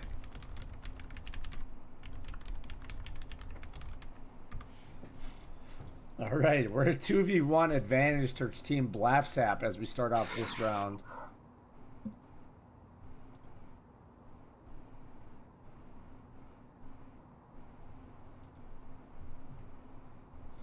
All right, let's get we are gaming Pug. What's up, Stellarik? How's it going? So it looks like we have a 2-1 advantage towards the defenders as we just swapped. And we have Feed Machine's team. Professional spectating, yes. Professional today. Do I have to restart the game if he friends me? Yeah. Or, what do I do? Yeah, you have to restart it. It'll auto-refresh and it'll pull your Steam friends list. So... how does he know that like I'm not some random dude, like I'm the commentator and I need to be let into the thing? I told him in game. Oh, okay. Alright. Yeah. So we're gonna watch as Team Argus Bunch is gonna make their way towards the green door, but Tommy Gunner putting some shots through the door now just to warn them that, hey, I'm here. As the nade comes in from Feed on Sensei, takes his teammate out. That is a betrayal. Okay. Alright, I'll call it right here for in the meantime. Molotov goes out on the door. That'll shut down that push as they try to retreat, trying to regroup here, seeing what they can do. Lagged out there for a second, but now, as the smoke clears on our side of the screen, let's see how they do here. Someone, there's a defender in storage with a Legros. Keeping an eye on that in case somebody tries to push in. We know how lethal the Legros is. I'm not sure how it's going to affect with the new gunplay that's been released. But they're making their way in. Maze, someone else, and Amelia. But now, Seed Machine goes down. Should be looking for the second pick on Maze. Maze gets the refrag, and now they're making their way towards Toxic, most likely to get that power. But what they don't realize is that there's 2 defenders stacked up on there anticipating that, so I think they make their way in. The defender goes down. Maze takes them. Emiliana takes them out, and now they're trying to look for an opening, trying to look to make their way into that no man's land. As they realize this, they're rotating back. Long range combat takes down his Frogger, and they take down the other guy, and Nyx will secure this round for their team. I didn't even notice Nyx had blown this Doc peak holder, and it worked out great for them in the end because he was able to get line of sight up into office to get a pick. Yeah. And then this guy rotating around no man's land to try to pick off his teammates. Also, Pilot, thank you for the raid, man. What a great round, though, for Team Argus Bunch, with Feed getting the initial pick on Sensei with the grenade. And you know that's going to be in flex tapes later. Absolutely. Keep the raids coming, keep the donations coming, keep the love coming, because we are bringing you this partner tournament. And there's just so much going on here, so much first impressions of their game, that we just need as much love as we can get, you know? It's one of those things. I fucked that up. Wow. I can't talk today. This is so bad. It's what a Datsy gets for not giving me context before I came in. I don't think he's added me yet.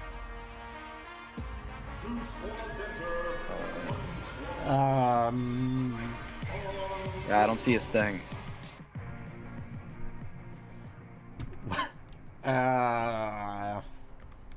Fuck it, I'll just call it here for right now. Okay, so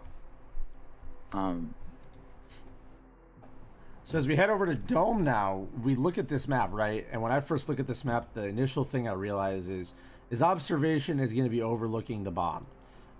The way that observation works is actually, if I can go up there, is that there's these little windows up here, right? As you can see. And you can actually see what's going on outside. And they are one-ways, where if you look this way, you can't see. So if you look in here and we have defenders holding in here, they can see what's going on outside of there, and they can alert their teammates of, hey, they're pushing this way, or hey, they're pushing this way. That is brilliant. So if you initially look at this, if they breach this door, they have to push through all this. Well, they could have a defender sitting back here and seeing, okay, yeah, they're coming through now, and then all they'd have to do is peek out and look. That is cool. So when I look at the initial map here, obviously the beach and base are a big proponent in this map, because all they have to do is smoke off double, and then they can rush up and push in. So it's going to be interesting as we do look at it. It does look like Team Argus Bunch is going to be going for observation in this situation.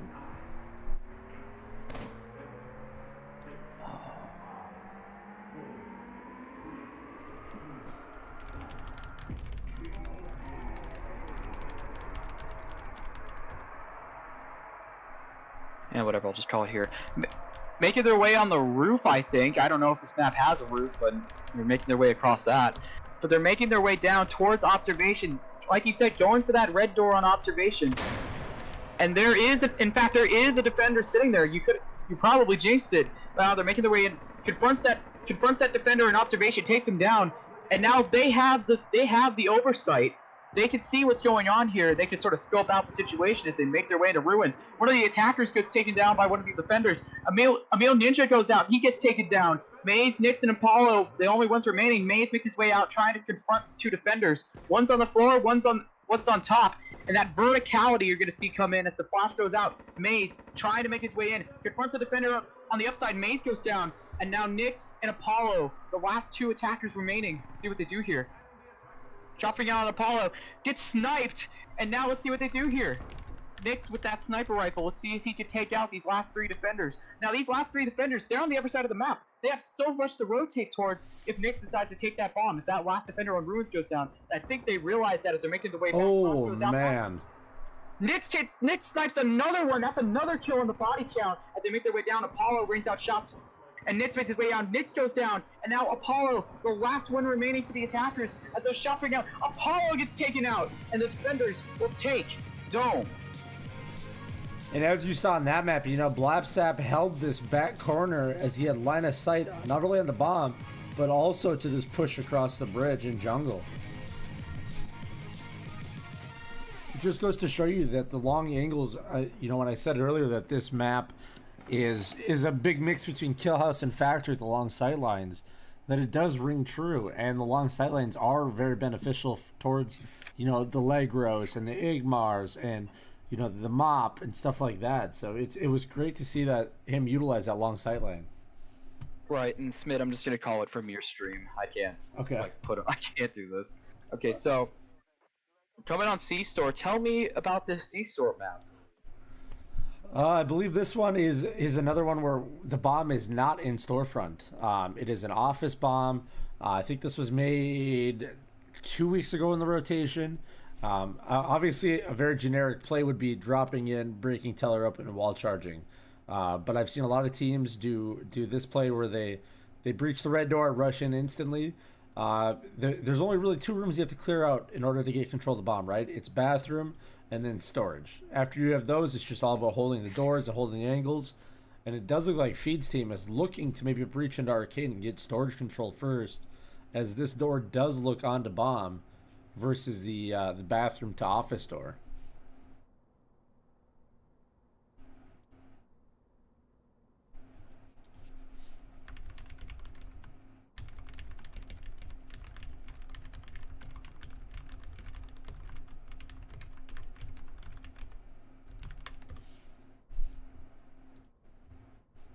Operation Crab Castle.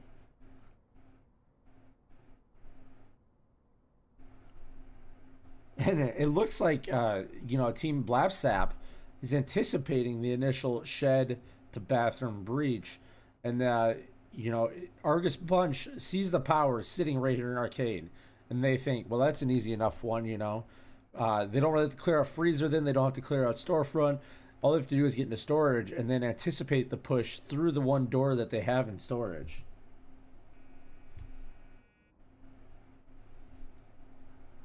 Yeah, it's lagging like hell on my end on the Discord stream, but they're making their way in towards freezer. They're making their way into arcade, actually. I can't read. But now Nyx goes down. That's gonna hurt. And now they're trying to make their way into storage. A bunch of defenders are dropping. I can't see it. But now they've taken out the power. And there's definitely a power advantage now that they've taken the lights out of the equation. I need to get into this game. This is dumb. But now Able Ninja rings out shots, takes out one of the defenders in storage, and they hit the power again, I think. But yeah, they do, and they're making their way into storage. Now they have a lot of defenders set up in office on that bomb. It's a very narrow space. One Molotov has easily shut off that entire hallway. As shots ring out for the door, I think they realize that they're there. And like I said with the wall bangs, it's such a tight area that you just easily like wall bang, Molotov, barbed wire the hell out of it. There's just so much you could do to shut down such a tiny bomb site like that. But now we are at a standstill as they try to assess how they're going to handle this. They got less than a minute on the clock. They got to move in. Maze moves in, takes out one of the defenders. Maze makes the front. Maze goes down. All the defenders are dead, and now it is tied 3-3 in this partner tournament game. Yeah, and, you know, as you saw there, they had the auto shotgun spamming through the door, watching that push. It was just unfortunate how Photon actually team killed Tommy up here in the top. Tommy was the first line of defense, and I don't even know if he got much damage in to create that defensive. But as we see here, it's a 3-3 heading into the next half, as we have Argus Bunch and the Blapsap team going head to head. So has Sensei said that he's added me? He hasn't said anything yet. Telling him to. I don't think he has. Try it again. Because it keeps lagging every time something happens, and I lose track of what's going on. You know?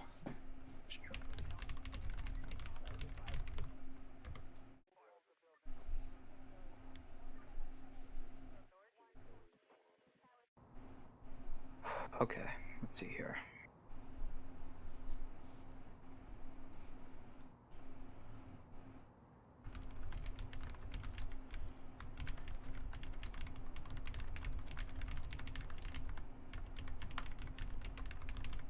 I mean, you can just alert him in chat that, hey, I've been trying to get in here for the past like 5 minutes, and you added.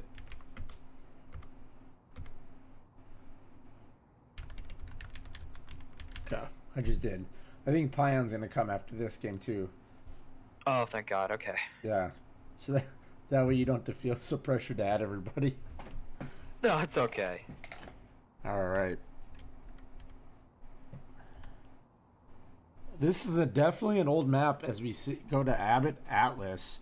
And it looks like Team Argus Bunch is going to be heading towards office to try to get that easy power, as you can see right here. Obviously, with the new Gunplay 2.0 update and the other matchmaking updates, Lights Off is extremely dark and very viable now as a power position.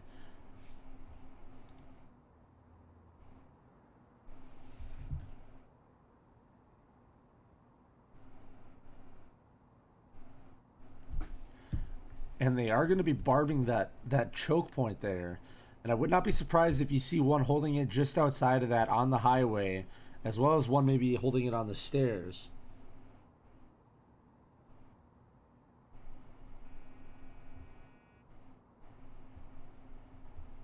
And there goes the barbed wire out. There's a barbed wire at Toxic as well, and one in servers. We see his Farger holding that green door and servers area. Nade comes out and misses. Actually does a little bit of damage on Sensei. The Kobe of Amali. Oh. They're making their way into office. Footage is lagging. But if one of the attackers goes down, and now they're trying to make their way into office, Molly goes out, that'll shut down that power push. Because like you said, power is much more viable now that they have that pure darkness. Because before it used to be kind of darkness, kind of light. You can still see what was going on. But now you have that pitch black nothing, and that is going to play a heavy factor into the current shape of the defense-offense power shift. But now they're trying to make their way in. Power goes out, that'll change a lot of things here. As defenders are on a roll, taking out 3 of the attackers. There's only 2 left. Mace takes one of the defenders on the highway. He's on that highway, and he's going to ride it all night long as he takes down another defender. And now he's got the double kill going. Let's see what happens here. Nyx takes down another defender. One left. Mace screens out shots. If Mace goes down, and now Nyx with that sniper, the last line of defense here, as he makes his way out to confront that last defender, he will get it. And Nyx has the advantage 4-3. Yeah, and in that round especially, you saw Maze and Nyx both get 2 kills. Nyx has been popping off this game. If you notice from the other factory maps even, he does the sneaky sniper play that he just helps his team out in those clutch situations, putting damage down, getting the trades on it. I mean, you saw Photon instantly kill Maze, and then Nyx was right there to trade it right away. Absolutely. Nyx has a bright future here in this DPL. If I'm a talent scout, right, like in some sport or something, and I saw a competitor on the level of Nyx, I would make every move I can to get a hold of that guy. And that's what Nyx is doing. This is a big showcase for a lot of these guys who have skills and want to get into the DPL possibly. This is a big showcase for them. And Nyx is a prime example of that, so I'm excited to see what he brings to the table later on.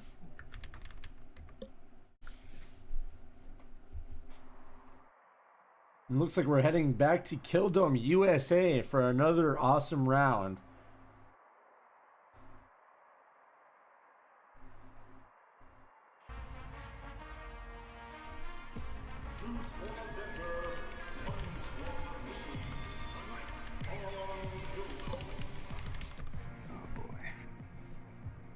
All right, we are back in Killdome, and as we saw this, actually this is a new Killdome.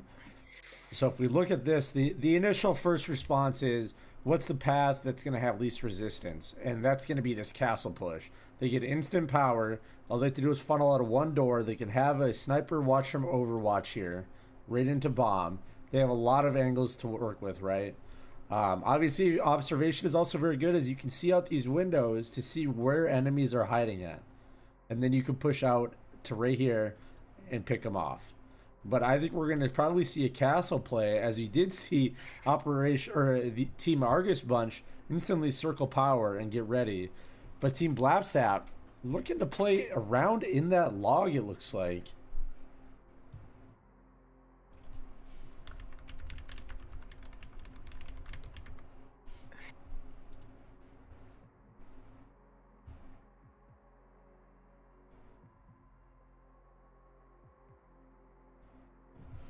And let's see what's going to happen here. They are going to barb ruins as well and pit to anticipate that like button push and the green push.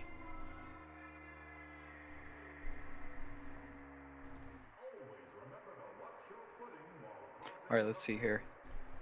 We're closing in on the last seconds of setup. Everybody getting in place. As the rounds dwindle down, we're past the halfway point. People are definitely going to have to get in the game here as these final rounds commence. Because this is, if I remember correctly, this is a semifinals match? This is a quarters. Oh, quarters, alright. A shot at the semifinals is up for grabs here. As these last rounds dwindle down, they apply the charge. He'll be bringing the boom. Let's see what happens here. And we are going to see the castle breach. Oh, the pit actually claimed Tommy Gunner down here. But we are going to see the power play through castle like I kind of anticipated. Roasted like pastrami here as they make their way into castle right on top of that power. Let's see if they take advantage of it here. But now they're on pit. I think they realize that there's there. I don't think there's a way to flank from pit. Oh, man. Sniper shot takes out one of the attackers like a freight train to the brain, that mop shot. But now that is going to throw a wrench into everything as they have that sight line and they have that mop right there. But the flash goes out. That will definitely put a damper on it. But now looking for a way in. Another mop shot takes out one of the attackers. That is 2 on the board here. A headhunter apparently on the defending side as they're trying to make their way in. Shots ring onto the mop, nobody home. And let's see how they handle this here as the lights go out again. Angelo Ninja takes out the mop. No, that wasn't the mop, that was another guy, but the mop is still there with that sightline. As the ball goes out, that'll shut this down. They are in a bad position here as they're in that tight space. There's no way out of it. You can't go through pit because there's no bridge there. They have so many defenders stacked up on that castle door. They'd have to rotate, but they're 30 seconds on the clock. I don't think there's enough time to do it. They are in a bad way here. They could bring it back to a tie. Let's see how they handle this here. And here comes the push through the barbs. Mace pushes in, gets caught in the barbed wire. He gets taken down. More shots ring out. Ameli, Apollo trying to make his way in. Takes out the defender in a trade. And now Ameli, the last one left, gets taken out by one of the defenders and ends back tied 4-4 in this DPL Partners Tournament match. Yeah, and that's what I was saying earlier, is that choke point next to log is a crucial one. Yes, you do get power. Yes, you do get the overlooks. But if you can't get the initial picks, you just get funneled into one area.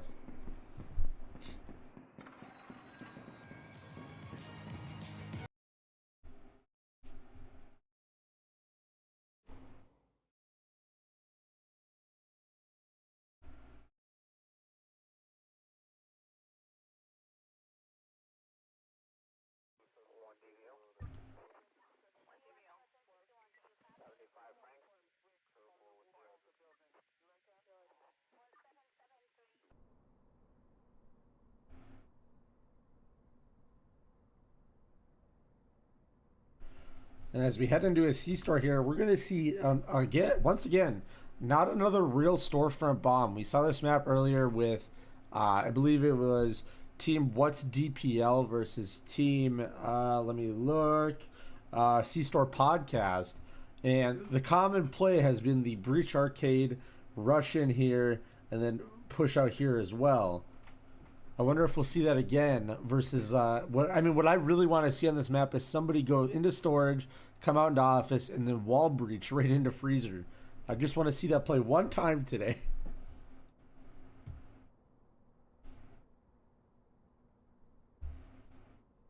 And it looks like Team Argus Bunch is looking at just a storefront breach, quick, easy, painless. Another common play that people will do is they will breach this red door, run in, and hit the shutters open. But then you have to deal with a potential lurking shotgun bandit sitting in this boxed corner over here.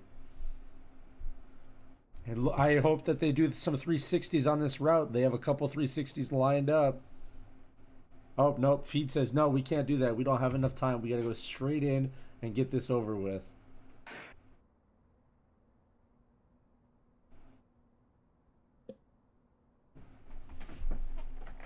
And you gotta take into account how close quarters some of these map sections are. Because this entire map is just very up close and personal. You know, one Molotov could shut down an entire choke point. So let's see how they handle this here as they make their way out of the van. Expect very full throttle, all gas, no brakes plays here as they look for the storefront push right on the freezer. But I feel like they have a defender who's aware of that, and he has that Igmar in case they plan to do so. But I think, let's see what they do here. As the seconds dwindle down before they apply that wall charge and make their way in. And the clack is going to come in here momentarily, and the breach is going to ring out. Looks like Sensei, though, running storefront with the clacker and just baiting out the charge. Smart decisions by Sensei here. Maybe if he was smart enough to add me so I could spectate the game. He accidentally takes out feet. What the? I don't know what happened. He had his own clacker, and he took out one of the attackers. Another Nix goes down as well. That is going to throw a wrench through a lot of things here as he makes his way into Arcade. Caught between multiple offenders. Maze goes down. Amelie trying to make his way to Arcade as well. And right there with that auto shotty is another defender. As Apollo, Amelie goes down as well. Apollo, the last one left. What a play by Sensei as a Tommy Gunner goes down, and now Apollo makes his way in. Caught between multiple defenders is Fire, and it's 5-4 here in this partner 20 game. Yeah, Sensei running storefront laps with the clacker, just clacking everything, trying not to get caught off. The funny part about that is, earlier in the rounds, Feed threw a nade at Sensei and killed him, and now Sensei just got his revenge. But this time it was more in the form of a whole wall charge taking him out. And that wall charge explosion is like getting hit with a semi-truck. You just get launched across the room, and that is quite the sight here in this round. Not often you see those defender clacker plays, but when you do, it pops the crowd, baby. And that is one for the ages in this match. Yes, exactly. And now we're heading to Factory, and then we're going to Dome, and then C-Store once again. Let's see if Team Blapsap, Blapsnap, sorry, can finish out this one and then take it home on Dome.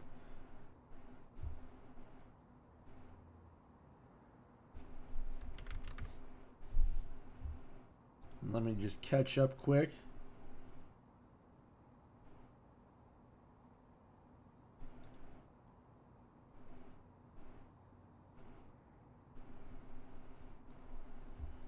And as we're watching right now, the winner of this is going to be playing Neon Rangers next round in the semifinals.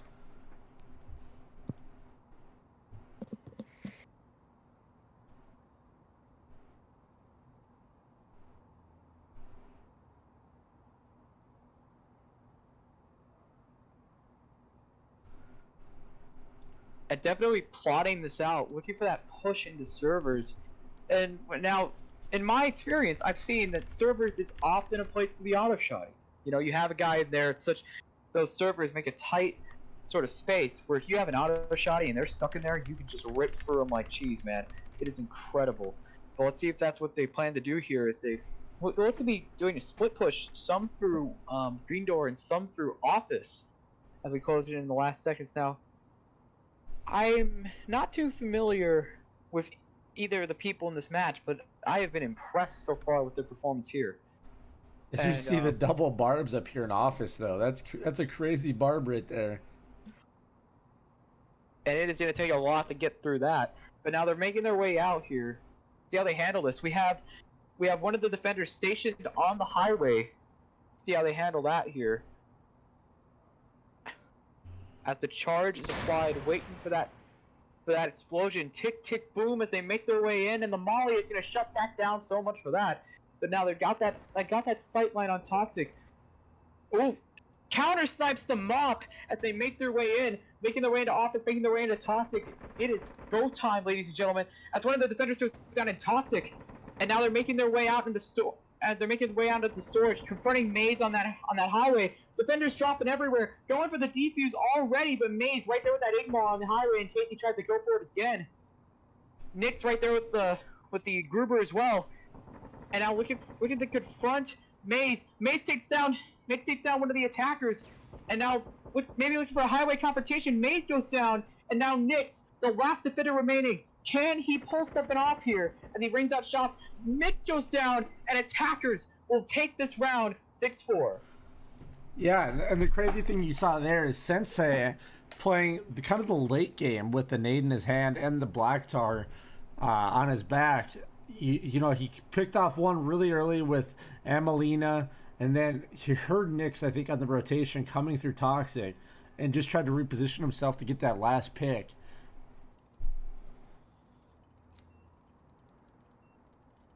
And that's going to push us to a 6-4 scoreboard. And the best thing that can happen now is a tie, which would initially send it into overtime. But I don't foresee this happening as we're heading to Killdome USA for next round. And I could see Team Blapsnap taking this one home and heading on to the semifinals.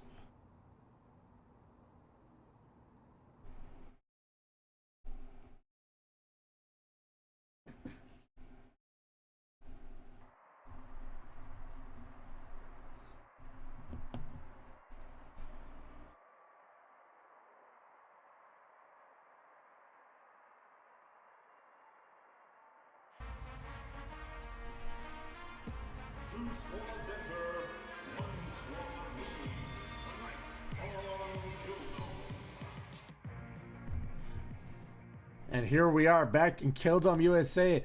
Last round we saw the attacking team instantly breach castle, get the power, and then hold these overlooks. But the defending team had the plan already covered and it barbed this and then just held from long angles. It's going to be interesting to see, as it does look like Team Blapsnap is looking at power once again to try to take this one home. I think that they're going to have to bring a nade, though, for this initial barb that is probably going to be placed at the choke point of castle and jungle.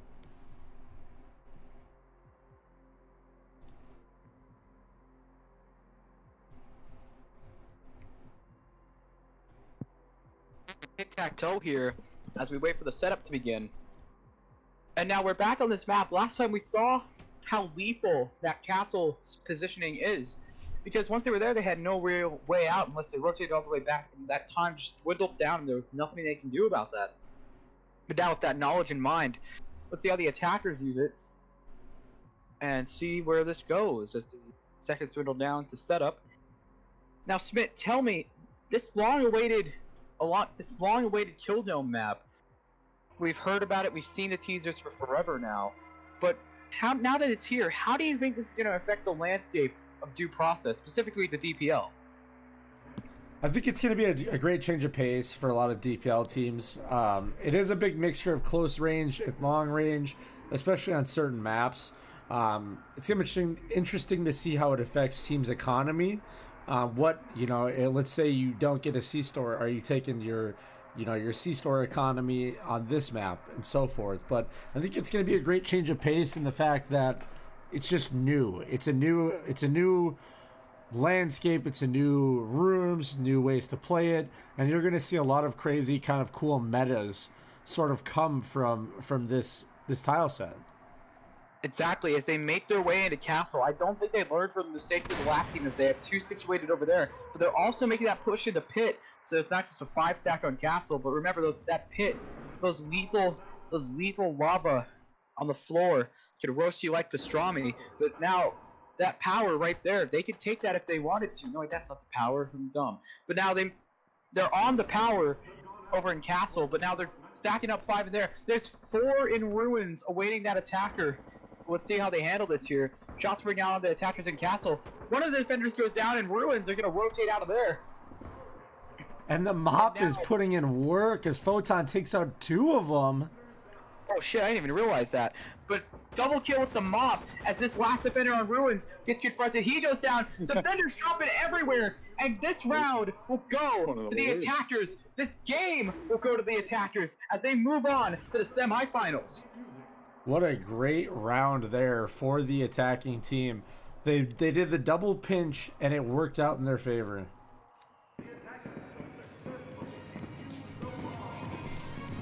Team Blapsnap moving on to face Neon Rangers in the semifinals.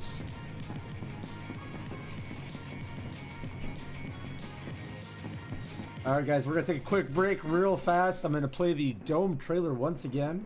We're going to get Pion in here. Baha, thank you so much for your casting services. And we'll be heading into the semifinals. Alright. So I'm not calling this anymore? Pion's gonna come in for the semis and the finals. Okay, so you're gonna stay in here, and I'm gonna be replaced with Pion. Yeah.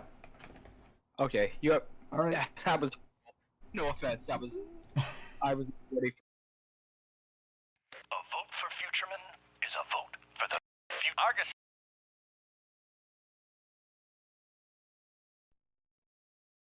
A vote for Futureman is a vote for the Argus stock up 5 points in the wake of recent crime. The bullets are real. The danger is real. The excitement is real. Coming to you live from Governor's Island, Argus presents the deadliest game show ever aired. SHOWDOWN USA. Watch as 5 low-down punks and 5 Argus enforcers go head-to-head in the ultimate combat challenge, D-Day. Storm the beaches for a dangerous frontal assault. Jungle. Hide among the leaves and employ guerrilla warfare. Castle. A powerful defensive fortress. Observation. Survey the area and keep an eye on the competition. Hit. For one wrong step can mean the difference between shortcut and cut short. Who will survive inside SHOWDOWN USA? Watch Kildom at 7, only on Violence TV.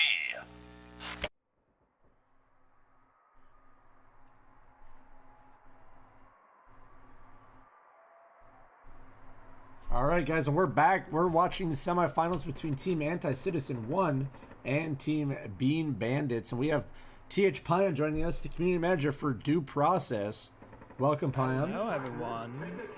I hope you're having a fantastic day.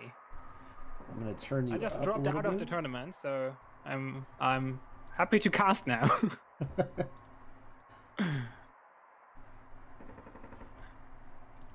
So we're gonna hop into that ongoing match. Yep, I am. I'm actually in it now, and it's a I think you 4v4. might have to share screen with me because Perfect. I don't think I can get in, but I should be fine. Here we go. Thank you very much. All right. Well, seems like Revenant's team is net 3-1. It is a bloodbath right now.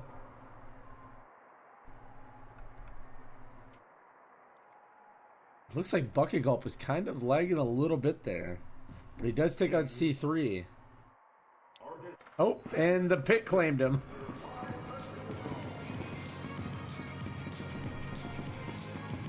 So this is Anti-Citizen 1 versus the Bean Bandits, is that correct? Yep, this is Anti-Citizen 1 versus Bean Bandits. Alright. And I believe Revenant's team is the Anti-Citizen 1. Yep. Which is a partner for Bean Bandits. I'm sorry, a little bit out of the loop. Diagree. I agree. Okay, sure. Cool. Oh, they actually scored. Never mind. Wait, what? What happened? It was just, it looked weird for a second. All good.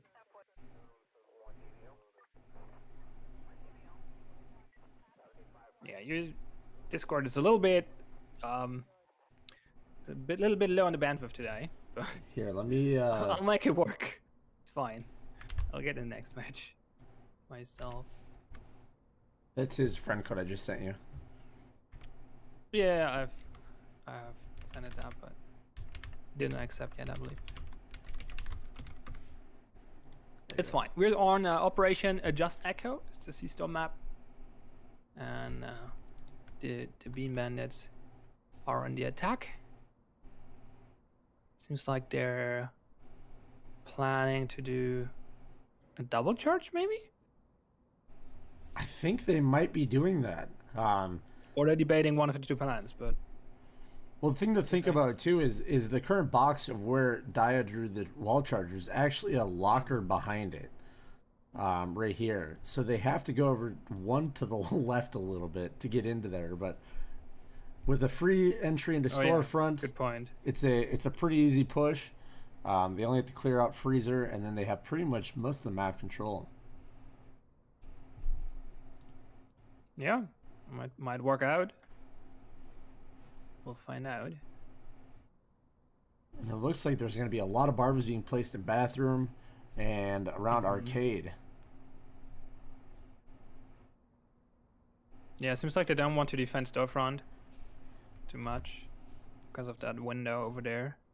Actually, they have a barbed wire in the door, right? Yep, So, they I did. guess someone is in storefront. Never mind. Take that back. Revenant's going to be playing in storefront with the Igmar around that low shelving. Oh, they have a saber. They have a saber in arcade. Oh man, this could get rough. Interesting. 2 next.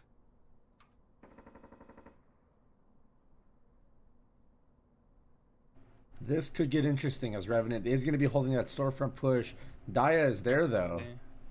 Yeah, Dyer is there. He's checking out the situation. Not pushing in yet though. The others are stacking up on arcade. Let's see. C3 is defending arcade. They're breaching. Molotov gives them time to rotate. Revenant immediately rotates. Oh yeah, now he called Diagra though. Or saw Diagra, now they're shooting each other. As shots ring out there, looks like C3 though. You know the craziest thing is now that with the new Gunplay 2.0 update is the knack is a very powerful weapon, and they have 2 of them. So it's a scary sight for them. They're mollied again, so they're still outside. Diagra is trying to find an angle into storefront here. He's fragging the barbed wire. He's now moving in, but isn't. I don't think he's aware of Revenant. He managed to flash him out though. Oh, actually, he saw him. Oh, Revenant makes it into Teller. It was badly flashed there. It's not shooting. No, nice. Picking up Timekeeper here outside of arcade. Diagra is in storefront, but his team is still outside. They're kind of struggling to get in. They have flashes. They could just flash it out. Flash is going off. Revenant is flashing Teller. They're moving in. Geo is looking for him. Can't find him. There we go. Finds him. Takes him out. Diagra on the other side is split pushing through bathroom, taking out Karaki. Good Molotov here from Drazi, killing an attacker. So now it's 3 defenders left. They're all, well, grouped together in storage for the most part. But Diagra actually decided to fall back now, join with his team. Oh, because of the wall charge. Oh, this is not looking good for C3. I don't think they saw the wall charge, so they don't expect a breach. Where's the clacker though? They don't have the clacker. No, they're looking for. I think the clacker is outside. Push in. C3 takes him out. Oh no! If they would have clacked, that would have gone the completely opposite direction. Yeah, it was unfortunate. I think Timekeeper actually had the clacker outside, and they just ran out of time, and they had to run in.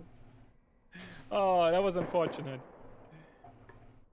That was very unfortunate. And that's gonna bring up 5-1 in favor of Team Anti-Citizen 1. The winner of this goes on to the grand finals. For them. Yeah, looks like they might make it. Looks very good for them for sure.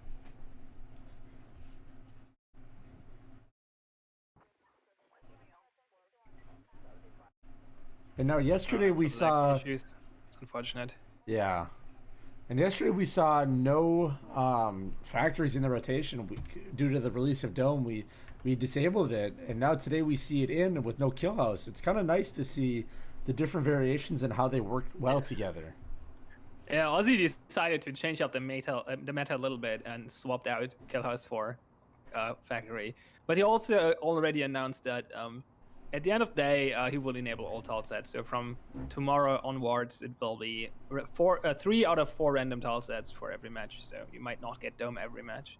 That's awesome, though. I think it's cool to see, how it. Randomized. Yeah, and the one thing that people have asked, what do I think of Dome? And I think it's a strong mix of Chaos and Factory, because there is some really long sight lines that can be held. Yeah. So it's a good middle child. I can see where you're coming from. Yeah, I can see where you're coming from with this. Absolutely. Yeah, there's some long angles, especially on beach and stuff. Sometimes in pit. Even jungle can have long angles. But there's also a lot of mid-range stuff.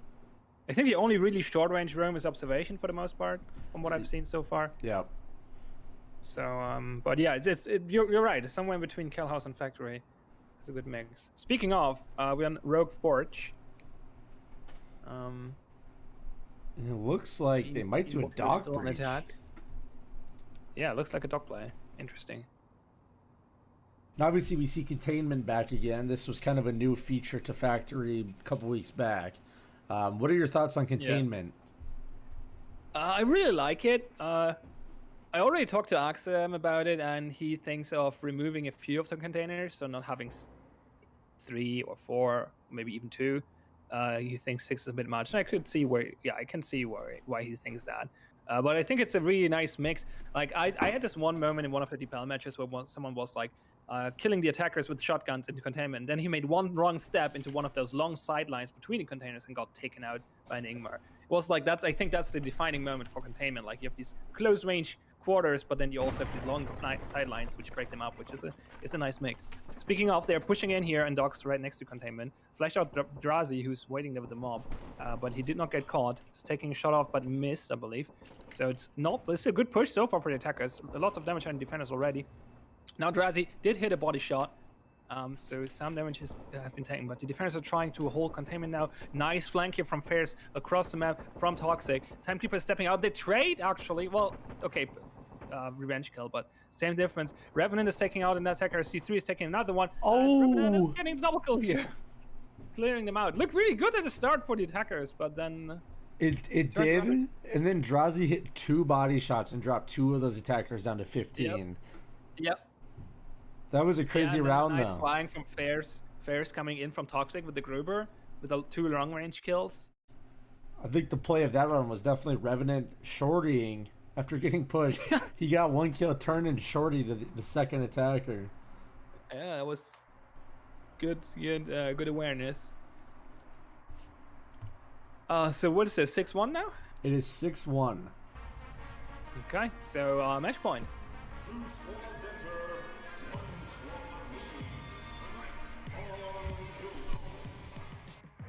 Kildome, USA. There we go.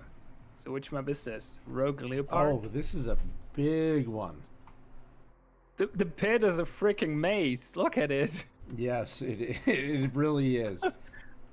Wow. Can you make a jump from down here? Up there, like... I tried to make one. I don't think it was that far.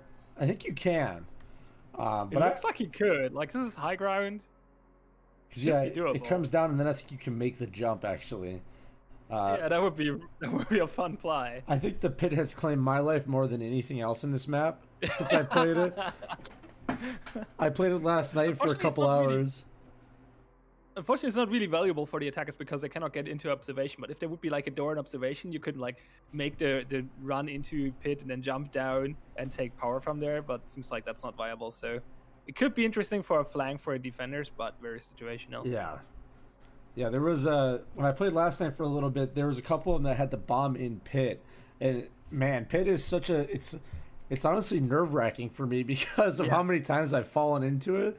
You know, when you think of Toxic, they have the railing, so they have the side on, the sides on it. In pit, you take one wrong step and you're dead. Yeah, I did not fall into the pit, but I fell off one of the platforms, but I landed on another one. Got killed anyway, but it did not die to the lava yet. So. Oh, wait till it happens. It's a great day. I imagine. So what are they actually doing? It seems like they're going pit, actually. Yeah, it seems like they're going to get this power. Yeah, probably strong, and then split up. Going base. Well, the crazy thing about this map, if you notice, is look how long the sidelines are from ruins all the way to beach. I mean, you can see a lot. Yeah, ruins seem super strong. Okay, power is taken. And it's setting up for the split. Timekeeper and pipe going south. Oh, there's one. Oh no! No, the pit claimed bucket gold. The pit, nice man. From Bio though, taking out Drazi long range. So it's even right now. The Bye-bye, nice! Another kill for Geo on Revenant here. Very, very important kill. Timekeeper's actually going to back them up while Pipe is pushing successfully into base, taking out Karaki, and now it's all down to C3, who might get flanked because Pipe is right behind him, but he didn't see him. He's in water. But Diagro gets the kill here and secures the round for the Bean Boys. Beanie Boys? Bean Boys? The Beanie Boys. Bandits. Bean Bandits. The Bean Boys. Sorry. I think it'd be really interesting to see if Axum can pull stats on how many lives the pit has claimed since Dome has been out. Because that would be interesting. I wonder if we track that in the database. Because man, that'd be it's got to. I mean, just this round we've seen 2 times Bucky get claimed by the pit. Wait, 2 times? Yeah, when I first joined the game, he got claimed by the pit too. Oh no! That's unfortunate. Yeah, the Bean Bandits are gearing up before they defuse. They got the Maw and an Ingmar, the Molotov, and they secured their Clacker. So they're in a good spot to actually turn this game around now. Would be a long road though. Winning the next 4 rounds. Do we see the upset? Or comeback rather?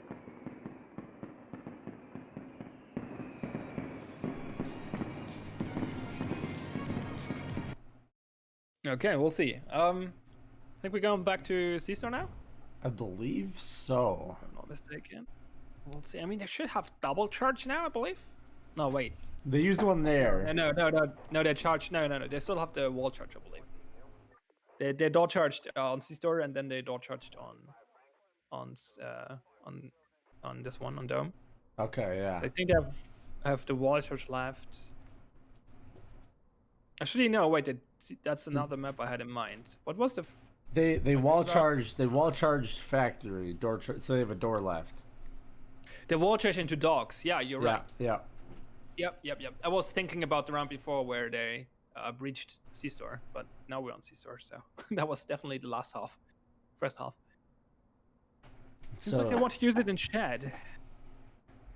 Yeah, and this is one of those maps where there is only one red door, so it's pretty easy to determine, are they going to go use it on the red door, or are they going to use it as like a peek hole and go green, you know? Only one red door? Since when do we allow this? The rules have been changed? The rules of engagement are changed. Yeah, it seems like it. I think... Maxim is always telling me, 2 red doors, 1 green door. No changes to this rule, and apparently we have a change here. So maybe Sandwich thinks otherwise. I think that he's trying it. Last time we did a level stream, he talked about trying to do like a 1 red door to see if the plays would be any different. I don't know if he's gathering data on it or whatnot, but.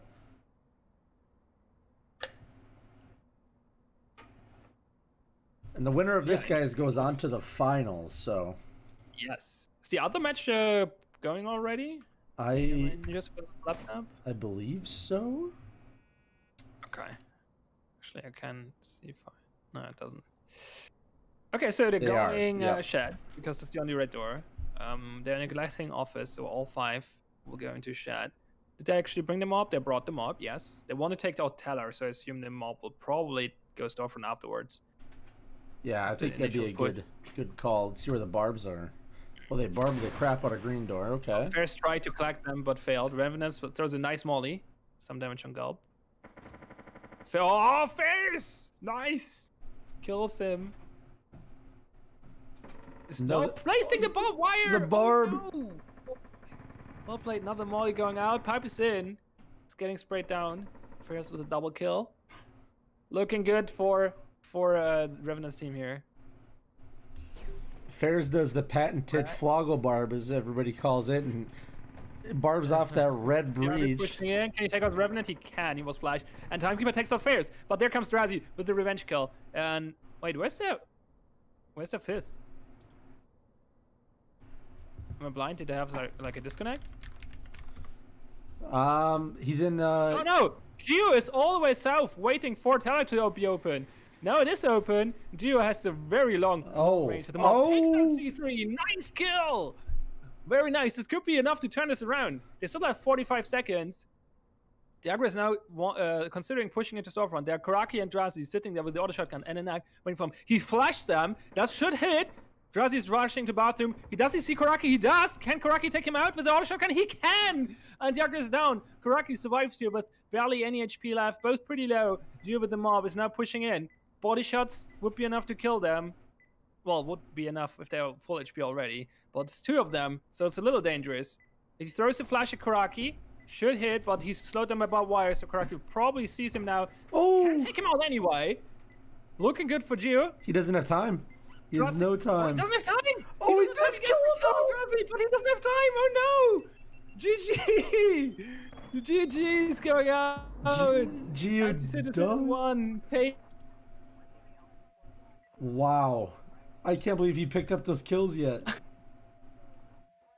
That was incredible. It was like, where is he? Oh, he's all the way down. He was so confident that Diagra would get the talus open, that he already moved in position. But in the end, that was his demise because he was way too far away and it took too long. So, a little bit unfortunate in that case. Wow, I can't believe Let's see that. if the other match is actually going. Last time I checked, I believe it anyone in my was. lobby for some. I don't see. Oh, there we go. Now the lobby works. So So yeah, who's the team captains of this other Blabsnap Blabsnap, I see that Sensei, Control. versus Control? Yeah, after that match. Okay, let's jump in. Sweet. And again, that's me. It's 2-2 right now, apparently. It is. So Anti-Citizen 1 secures their spot in the finals. Now they will play the winner of this match. Exactly. And it sounds like we're on Dome. Yeah. You can always tell what map we're joining on.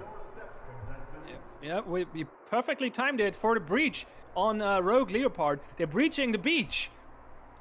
Here. That's Control's team is breaching the beach. They're the ones that took my team out earlier. Tobias is really far in already. He's been taken out here. But 2 got roasted. What? No, we got roasted. Yeah. Wait. Yeah. Let's get roasted. But the pit? What happened? Why did we die, Smith? What? I still feel alive. I'm okay. I'm actually in the... No, we're in the spectator room. We're not dead. I don't know. That's a weird kill feedback. Anyway, they're pushing in, taking out 2 defenders here. Looking good for them. Aksuki is in deep waters here, though. It's been taken out eventually. But Sensei gets killed here by a lobster who's coming around the corner, jumping into a river. Now it's down to Blabsap and Photon in it to hold this jungle. Blabsap is being taken out by Harry Lobster. Double kill for him here. Now they're pushing 3 versus 1 versus Photon. And Photon is going down. No chance here. And they take the bomb in ruins.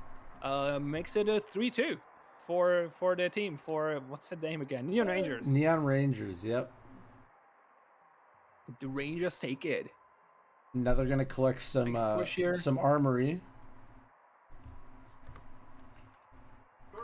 They're asking if you're okay.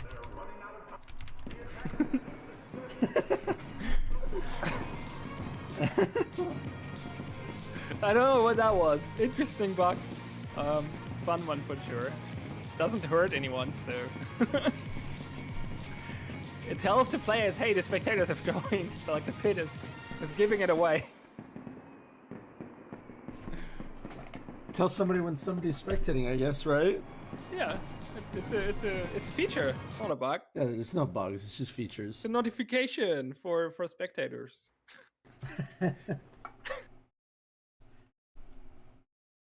So we got 3-2 last round of the half, right? Yeah. Sweet. Of this, yeah, exactly. We'll see if they draw it out. If it's gonna be a tie for the first half, or if they actually the Neon Rangers take another round here, making it a 4-2. That would be a good start for them. Oh man, this is an older dock map too. Mm-hmm. Yeah, Rogue Galahad. Strong fan for sure. Office, interesting position as well. Double office actually. Yeah, I like this office placement. And the one thing to point out too is like obviously if you do go fan, you have to worry about this direct line of sight from office. It's a long one. Actually, you almost have 2. Sit down here. They can also sit down here. Yeah. Because they can go all the way from North Office over the shelving. Yeah, I'm wondering what they're going to try to pull off on this one. They are going to try fan. It looks like it, yeah. It looks like maybe a split push even. Wait. They have all 3 charges marked. Do they have 3 charges for this?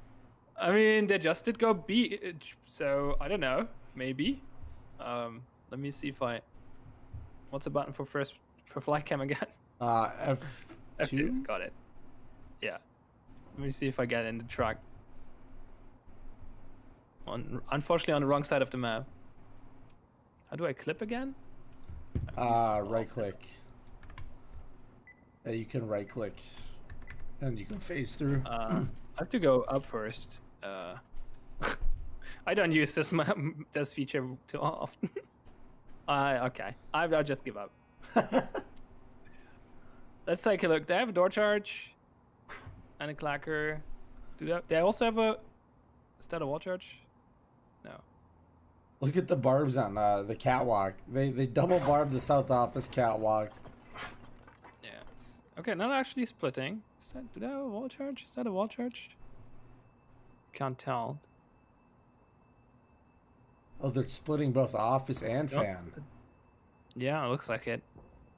So I assume they have... Oh, no, they have a door charge. Never mind. So yeah, they have 2 door charges splitting. And now Faragura is actually in a tricky position. Gets the Molotov off though. He's getting shot from behind. Merchant takes up Blabs up in office, in the northern office, I should clarify. Successfully. Tommy Gunner with his neck here, long range shots with control. Oh, he's actually behind Merchant now, but fails to kill him. Merchant jumps down with the pistol, has the saber here primary. Tommy actually gets away. Both survive. He turns around, but is now taken out by Axie. And at the meantime, Harry Lobster finishes Sensei across the offices. Oh, and another kill for him here. Claims another one, and the round goes to the Neon Rangers. 4-2 for the first half. 4-2, and they head into the next half as attacking as well. So Yeah. they have a chance to put it clean away. round. They did not lose anyone.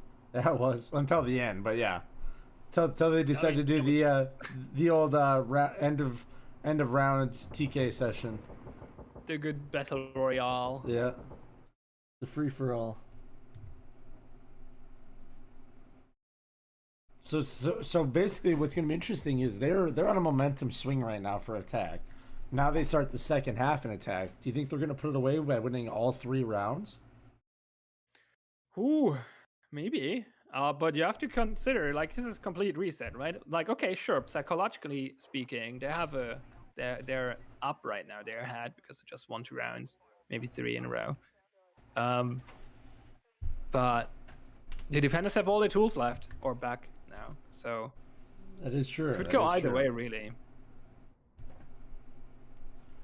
Yeah, it's going to be interesting to see how they play this one as we go into Zulu Galahad. We just had Rogue Galahad. Now we have Zulu Galahad.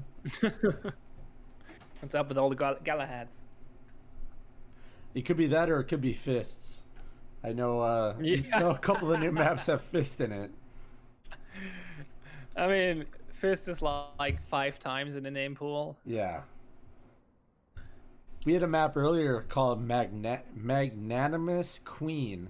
And me and Addicts didn't know what magnanimous meant, so we looked it up, and it's actually generous and forgiving to a person like lower than you. And so it kind of made sense of like a generous queen. And I'm like, wow, that's actually really cool. That worked out. Thanks, name generator, for so much insight. Yeah.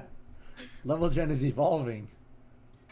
Yeah, I wonder who put that word in, though. I don't know. It was crazy. I'd never heard of that word. Sounds like a Bard word, if you ask me. It does. Bard is a man of big words. Yes. So, like, basically every time I have a conversation with Bard, I learn a new word. So. Yeah. It's like reading a dictionary, except you're talking to one. I mean, for me, it's good, right? I want to improve my English and stuff. So Yep. I usually have a proper conversation with most people. I know all the words. So talking with Bard actually pushed me further. Yeah, Good, exactly. good. Anyway, speaking of Galahad, Zulu Galahad in this case, seems like the attackers are going shed. Well, they have marked office, but Merchant isn't shed now. Molotov's going out. Maybe that's just a bait or it's a split push. Seems like a bait, actually. Baited the Molotov successfully there. Now sitting on the window. While the others are preparing the office breach. Actually, Merchant wants to go in now. And he does. So split push. They're taking to take Teller. Foten in it. Oh no! Cannot claim the kill on Control here. Control takes him out. Shotgun battle goes in the favor of the attacker. And now they're on bomb side already. Blabstep's trying to hold it with the Gruber. Control cannot take Freezer. It's been taken out. But Sensei is going down as well. They're pushing. Storefront hard here. Blabstep, Tommy coming in. Tommy with the neck, taking out Merchant. But Harry Lobster with the flank. And Tobias finishing off Tommy Gunner. And that's a pretty clean round for the attackers here. Their crossfire and Storefront just worked out very well for them. Yeah, it was crazy how Control, he's known for his shotgun plays in general.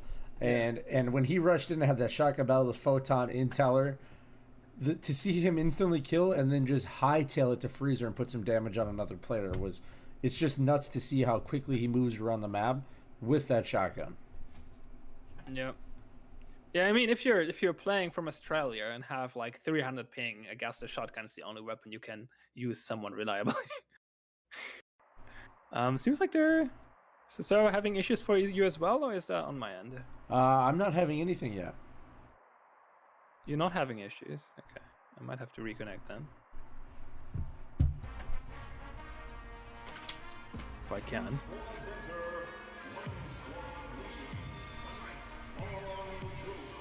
Yep, my game did go the way of the dodo. It took a dumpster.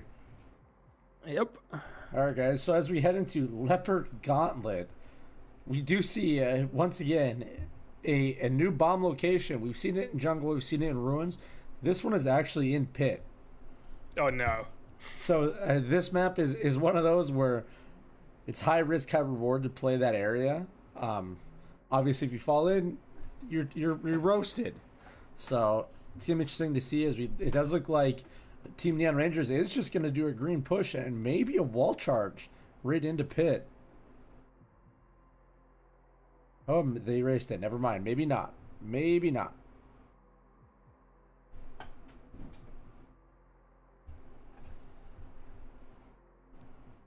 I'll be with you in a second.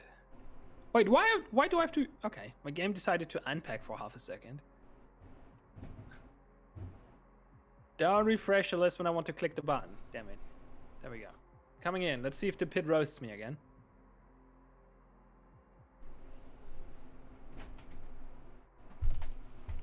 Alright, it does look like a wall charge is going to take place. I wonder if this play actually works. I haven't seen many wall charges on Dome in general. The defenders... I mean, you can wall charge Castle, I believe. Yeah, you can. I've done that. I'm just curious if this play like the will pit work. did not claim me. Oh. So it's not reliable, unfortunately. I would have liked to die to the pit again. So what are they doing? Is that like a eco play? No, they have a door charge. No, wait, they have a clacker. Do they have a wall charge? Do they actually want to go for the wall charge? I think they might be. They're going to run into a lot of defenders right here, though. From ruins? Yeah, probably. They're trying to get to the green door, getting shut down with the Molotov. Blapsap is shooting at them with the KR. We have Photon in it, and Farger on the west side, long-range weapons. F1 and Ingmar. Control is pushing in, makes it through. Now the others, yeah, much less a wall charge. Pushing in, and oh, there are too many defenders in observation, though! Oh, taking out Control and Merchant here. Blapsap is on his own, though, now, and is eventually be taken out. So 2 for 1, Tommy Gunner and Sensei pulled back. Photon is looking for a rotate, but he's a little bit too scared. They're waiting for him, so... They're looking for the clacker now. Hero Lobster wants to take out Photon. Pushed him. It's been taken out, though! Photon with the kill. This might be enough to win the round for them, but Watchers goes off. But Farger is there and takes him out. Actually, that was Sensei, I believe. Never mind. Who's taken out, though, by Axie, who's now 1v2. This is doable. We'll see if he can make it. He pushed onto Runes versus Photon. Kills him. So now it's down to a 1v1. Actually, super low, though. And Farger is on full HP with the Ingmar. That's the pit fight. If Farger makes the wrong step, though, this is game over. This is pit. And Axie says, he's actually come here. He's chasing. Oh. He's chasing. And he pays with his life. Farger secures the round. But why did he not just defuse? Oh, he wanted that loot and he wanted that kill. Apparently, yeah. Great round, though. The pace, actually. Farger pulling out completely. Giving up bomb sites. Securing mob now, though. It was a great play, though, on the wall charge. It was a right idea, but they just had too many defenders to take out at the beginning. Yeah, I mean, it's a rough spot. You have them shooting from ruins from the left. Then you have them coming in from observation from the right. It's a tough spot to get through. It almost worked. It almost did, yes. Would have been interesting to see it come to fruition and them to just like, in the perfect scenario, you know, get there, place it down, and then see what happened from there instead of the initial picks, you know. Mm-hmm. Yeah. All right. Olympus Atlas. Now this is another map too where I really love the new different elevations in Toxic. How you have the high ground transitioning to a low ground. It just makes it a very dynamic room, in my opinion. What is this huge gap over here? Are you supposed to jump that? Yeah. It's a high risk, high reward jump. I don't think you can make that jump. You can probably jump down here, though. Is that an interesting? That could be interesting, actually. That's it. That's actually what they want to do. I think they want to go for power. Like you jump down there and then you beeline it into shelving. And obviously, with the new updates with power and the lights off, power is now a major point of interest for a lot of teams and players because just how dark it does get. And if the defenders are at an immediate disadvantage, especially if they've already used flares, and you manage to win that round. I mean, it's pretty easy, round winning at that point. I mean, we had actually in the match we played earlier, we had a plan where we, as the attackers, planned to charge a breach red door to turn on power because we expected defenders to take it out because they got our NVGs the round before, and they did. They did turn it off. We breached it. We almost got it on again, but unfortunately, we could not take the room. But yeah, power is really important right now. Yeah, it's a great dynamic to see added back in. Obviously in the old updates, it wasn't necessarily a big deal, but now you actually have to play for that, so it's great. Yeah, it's nice to get back to the state of the olden days where power was actually important, and now it's important again. A very important secondary objective, point of interest on every map. So they decided to not go toxic, all pushing in conveyors now, taking some shots here. Not too much damage done, but a little bit from Blabsap. He's not getting smoked. Control's pushing up really aggressively here. Oh, the first kill here. Harry Lobster again, carrying his team, taking out Fogger here. And Control takes power. They're out of flashbangs though, almost. Merchant is pushing in, takes out Blabsap though. I think he got one flash. That was the last flash. Actually, they have another one, but not over here. But Harry Lobster takes out Sensei anyway. This looks very good. Merchant with the double kill. Lobster with the other double kill. And now it's down to Photon, who I don't think he's going to try to defend that. Sitting there with the knack. Control actually finds him. Cannot hit him though. He's just spamming the door. I think Photon knew that his time was up. Oh wait, he didn't. He should have tried to clutch it. This was the last round of the half. Not of the half, but of the set. So that's going to put Neon Rangers up 6-3 and on match point.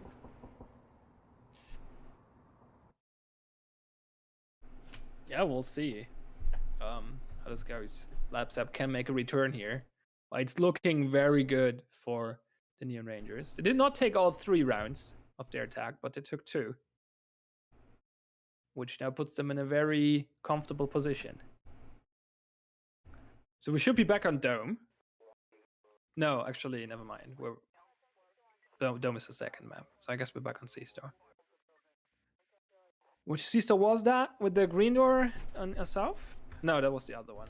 That was, I think that was the last one. On north, okay. So what do you think they're gonna do here?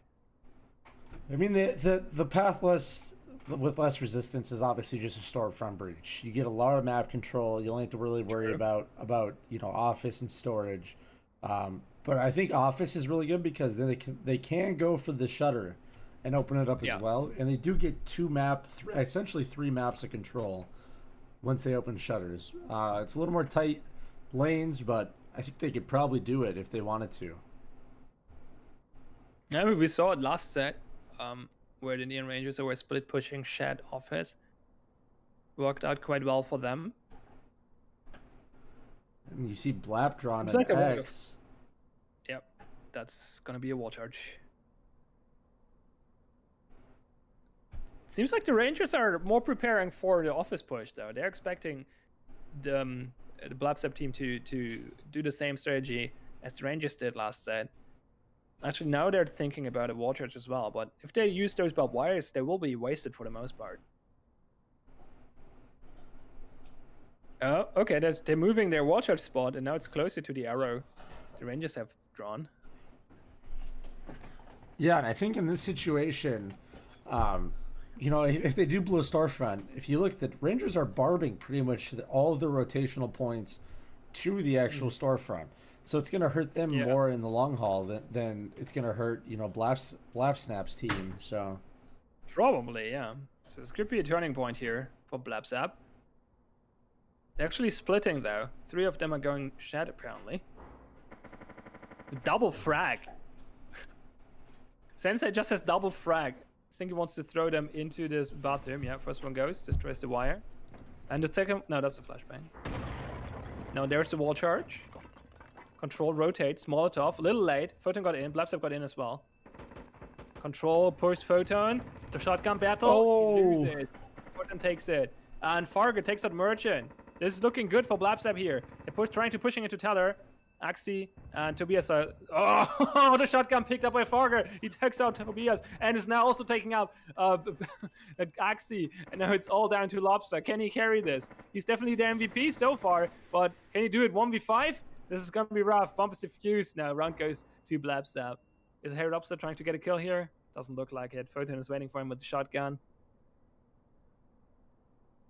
He's going to try to save that Gruber, I think. Yep.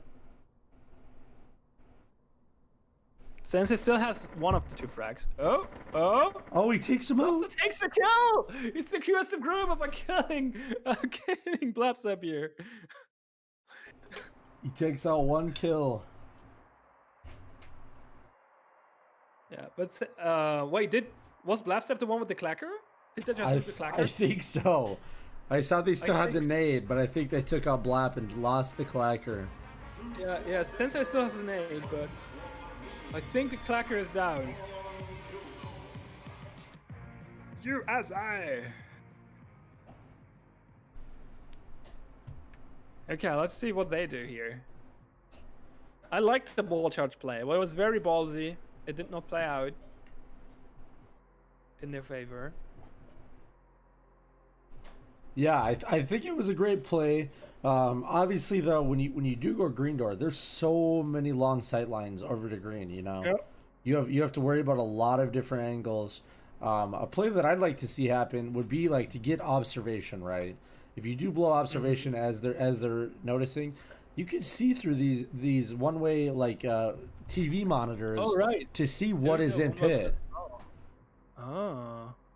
Where's power? Power is in jungle, so yeah. And then, if you're reaching observation, I would expect the defenders to turn off power, actually. Well, the other thing too is that, you know, if you get observation, you can go out to here and see right down. You can have somebody hold that while you push in. Yeah. And it does look like Control's team, Neon Rangers, is anticipating something of the sorts, and they're gonna double barb it. They plan to hold obs, and seems like Blabzap's team is considering going there. They did not really draw any lines yet, but defenders are spawning in. 2 jungle, or 3 jungle / ruins. 2 observation. Yeah, it looks like they're gonna get the barbs down. There's both barbs, one on the green door. Looks like an observation push. Maybe split. Yeah, seems like Photon wants to split through green. No, he just went the wrong way. They're pushing into observation. Toby is sitting there though, shooting at them. Tommy Gunn is rushing in. Toby's pulling back. Too many. The molly. Oh, you think he hit? Oh, nice molly. Yeah, lots of damage. Control is in castle now, running away. He gets away. They did not take power yet, so the attackers can look through the observation windows and see their defenders. Nice molly again, though. The attackers are also low. Yeah, the initial molly from Control on that. Oh, Control is taken out though, and so is Tobias. Oh man, that's heartbreaking. Yeah, let's see if they can pull this back. I mean, it's still a match point for the Rangers, but Sensei is actually on bomb. Merchant is wall banging it, but they have one. Photon takes another kill, and Fogger as well. It's all down to Merchant, who takes out Blabzap through the wall. But Sensei will just clutch this now on bomb, I believe. Why is Photon not calling it? Just stick it. There we go. Wow, what a round though. What a great play. Yeah. And in this situation, too, you saw those guys completely back up to jungle instead of playing anybody in or around pit. Yeah, because you have the vision through observation, right? It would be suicide to stay in pit. They could have taken out power. It would have been interesting to see. But then again, playing in the dark is not great as a defender either. But it would have shut down the visibility from observation. And this is a 6-5 game now. Do you think it's going to go to overtime? It could go either way, really. It's looking like it, though. Blapsap definitely like, they have a roll right now. They won the last 2 rounds. They still have, like, they picked up an auto shotgun. They have a clacker, so they should still have a door charge left, right? Because they used the wall charge on C-Store. Yeah, they should have door. They used wall and C-Store, right? Yeah. And the near rangers lost their mob, so I don't know. I don't think they picked it up. I don't know. During it, I didn't saw it. So I guess the mob is just lost. But yeah, this is actually looking good for Blapsap to tie this, but we will see. We're back to Olympus Atlas.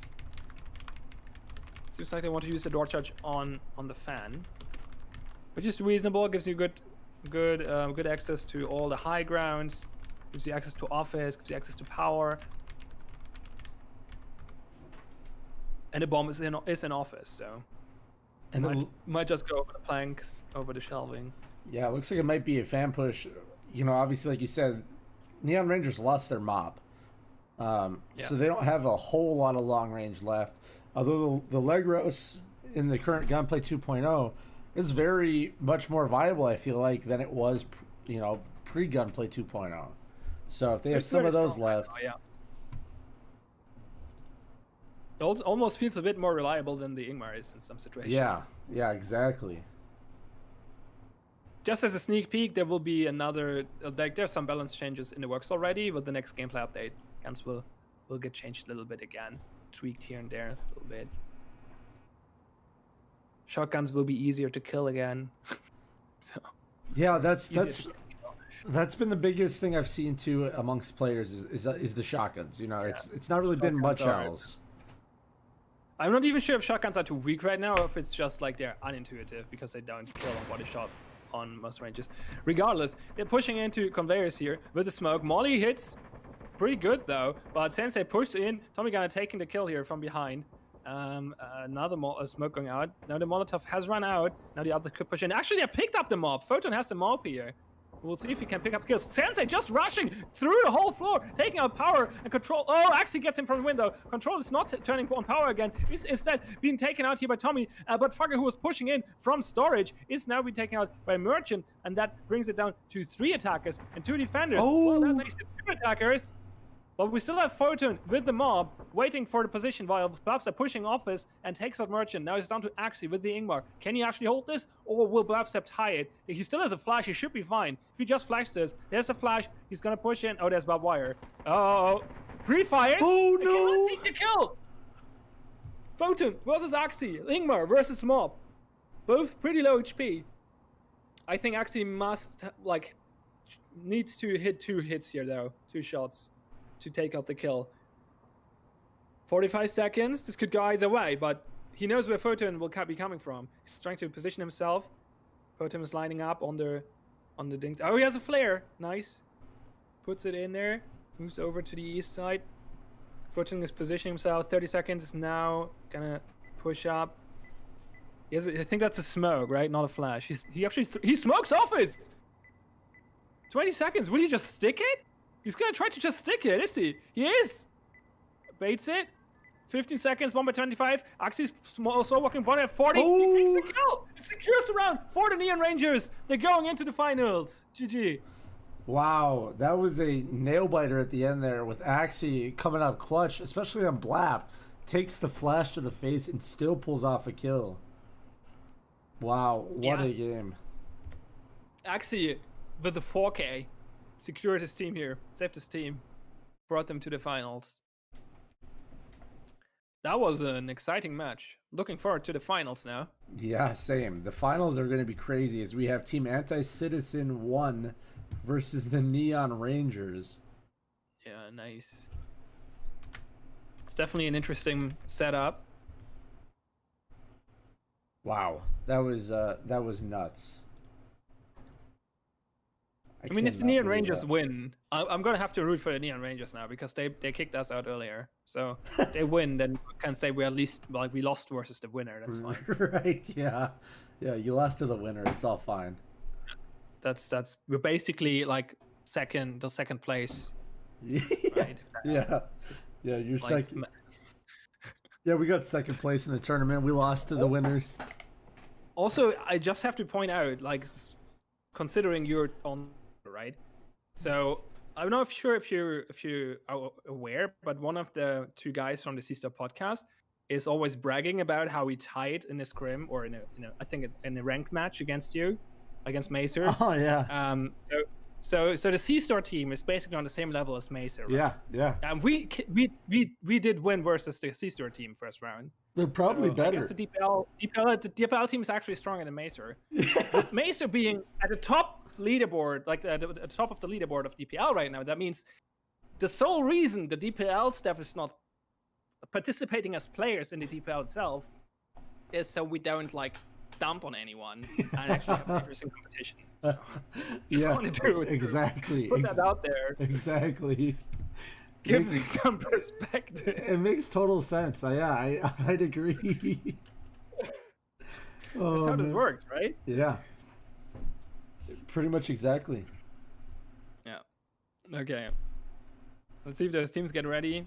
Yeah, it looks like it looks like they're getting ready. Looks like we have a substitution. Neon Ranger's still missing someone. But I assume it's gonna start in a few minutes.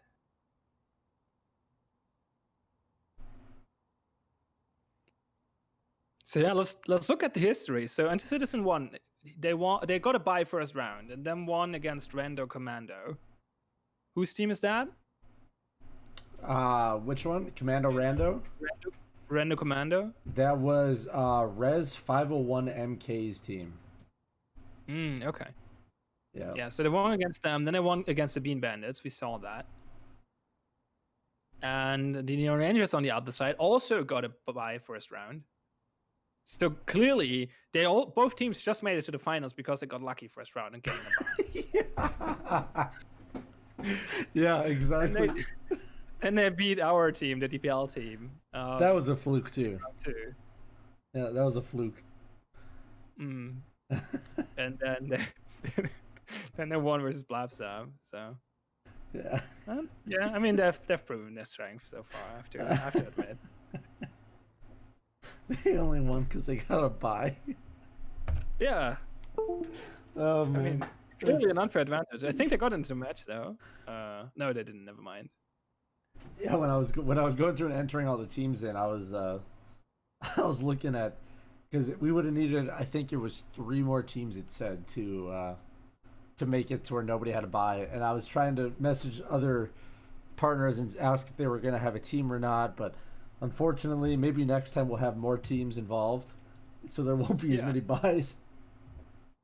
I mean, buys is just a matter of like it's if you have an unfortunate number of teams. It's not so much about like having enough teams. Yeah. It's just it's hard. Like if you're trying to make a proper bracket, you will end up with some buys. It's fine. Yeah. I mean, I don't think anyone expected like a super competitive event here. This is for the funs. Yeah. For the lulz and giggles, and I think we're getting there. So. Well, and I think next time too, a lot of people wanted to do a consolation bracket or like a double elimination. So the next time that this happens, it'll be like on a Saturday, and we'll start at like noon Eastern or something, to where you guys can still participate. And if they do get knocked out in the winners bracket, they can still play a losers bracket run. Yeah, that sounds like a good idea. Depending on how many teams join, you could even consider making it like 2 days. Yeah, but it depends. Depends on the number of teams. So RT Jameson from the C-Star podcast is now claiming in chat that they only lost against us because we got lucky and Marbles was holding them back. So. It makes sense. It makes sense.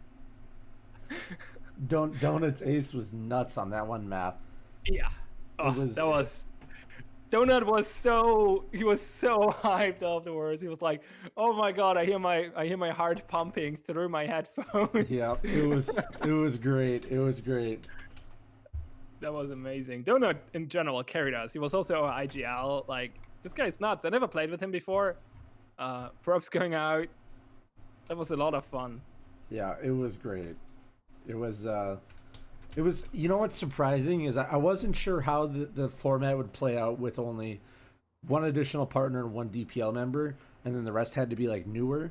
But man, Yeah. like I saw some, like I think it was Blapsap's team actually, or where one of the teams had a guy that literally got the game 3 hours before the tournament, and they matched him in a casual and asked him to play, and they made it to like quarters or semis with that player. Yeah. So it was crazy to see, you know, these newer players get into it and experience a tournament type atmosphere, but on a fun level, to where it's like, yeah, we're doing this for fun, we're having a ball, you know. Wait. Control's team, the Near Rangers, just subbed in our very own Gek Zach. Yeah, yeah.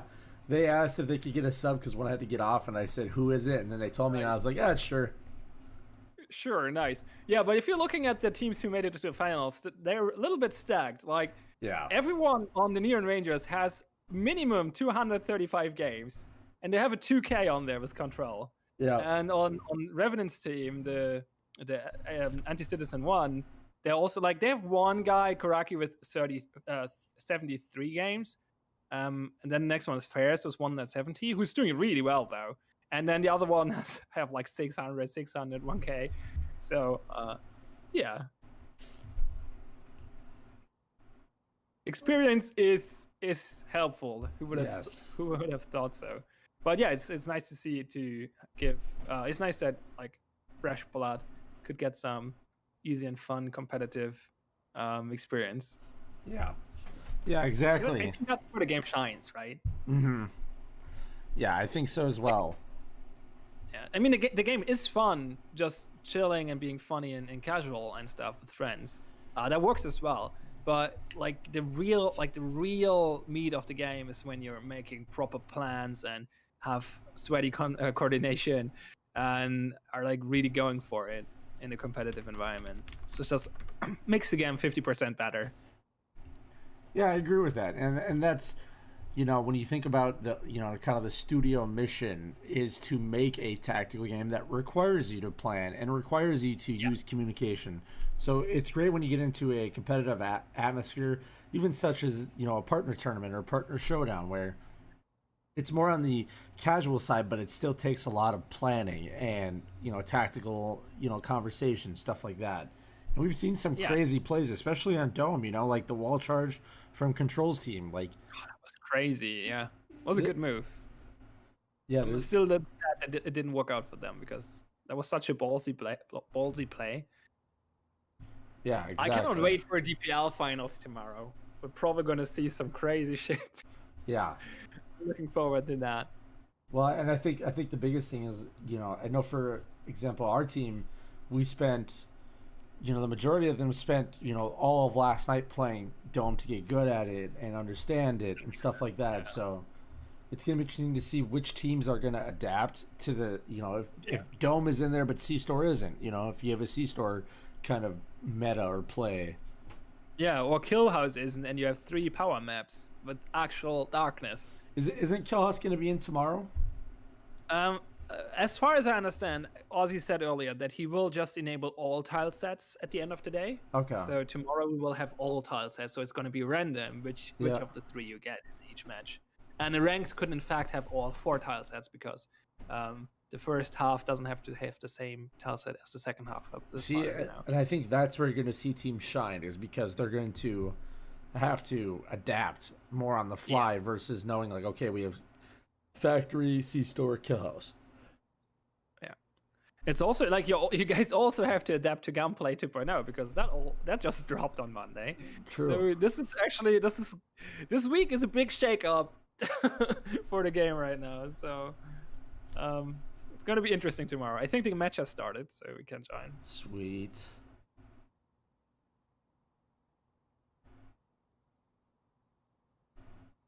Gotta try to find it.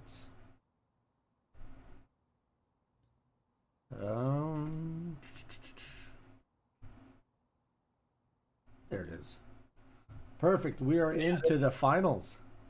Yep. Anti-Citizen 1 versus the Neon Rangers. It's a best of 1 for the finals as well, right? Yep. Okay. Yep, just a best of 1.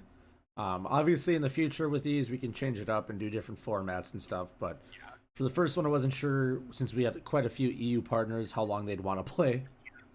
Yeah, absolutely. That makes sense. Like start it out lightly. Don't take too many risks. Make it a short event. Yeah. See how it goes, and then we can expand on that for the future.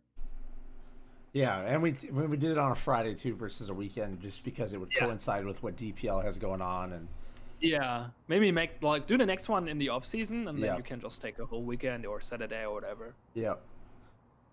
Wow, this is an interesting map. It has a huge shelving area. Like this is Wow. this is big, even for factory standards. I just realized this is actually nice. So with the new light update, right? It gets really dark in factory. Yep. But not everyone knows this, so I want to point it out. The windows on factory actually let moonlight in. So when there's a window, it gives you some light in some spots. And actually, if you go to the satellite view, you can see where the light is on the map. You can see it shining through on the floor. Oh, really? Oh, yeah. Yeah, right here you can see the moonlight. Yeah, right there, and like a few little other spots here and there. Oh, that's crazy. That's awesome. I never knew that. Like, I mean, I didn't even know that. And I've played a lot of games. Think you joined the game before it got after Darkness got broken, basically, right? Yeah. You never played the real Darkness back in the day, so yeah, it wasn't important over the course of the last few months because it never got really dark in factory in the first place. But now it is, and now the last light source, if power goes out, is the moon, and it shines through the windows. So that's going to be an important part of the game now. And there goes power, apparently. We'll see if he pulled. Okay, he turns this on again. It looks like they're going to do a fan. Yep. Neon Rangers on the fan. Which is heavily guarded, though. We have Revenant looking at it with Gruber. We have Kuraki, who's not looking at it, but can turn around. Seems like a split push, though. Actually, they don't have a door charge. Merchant is on the fan, but he's only there for angles. So did they turn off power again? No, I think the power's still on. I think they turn it on again, yeah. Okay, they're flashing into servers. See, Ferris is taking some shots. Molotov is going out, blocking them off, but Barbed Wire got fragged. Oh, Revenant gets a kill here on Merchant, but Axie takes out C3 in Toxic and takes the risky jump and survives, pushing into office. And now Saint Sam is actually in a bad position because Axie could come up behind him on the office windows. Is he taking power? He's first Oh, he cannot finish him off, but the other defenders are getting crushed here and shelving, all going down. It's down to Saint Sam, and he's going down as well. First round goes towards the Neon Rangers with a very strong push.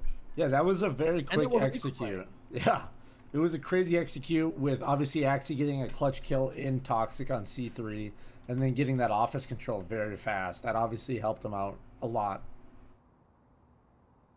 Yeah, they just pressured into shelving and managed to get the kills there as well. I thought it's not looking too good after Merchant was taken out on fan, but in the end, they just pulled through anyway, picked up kills here and there.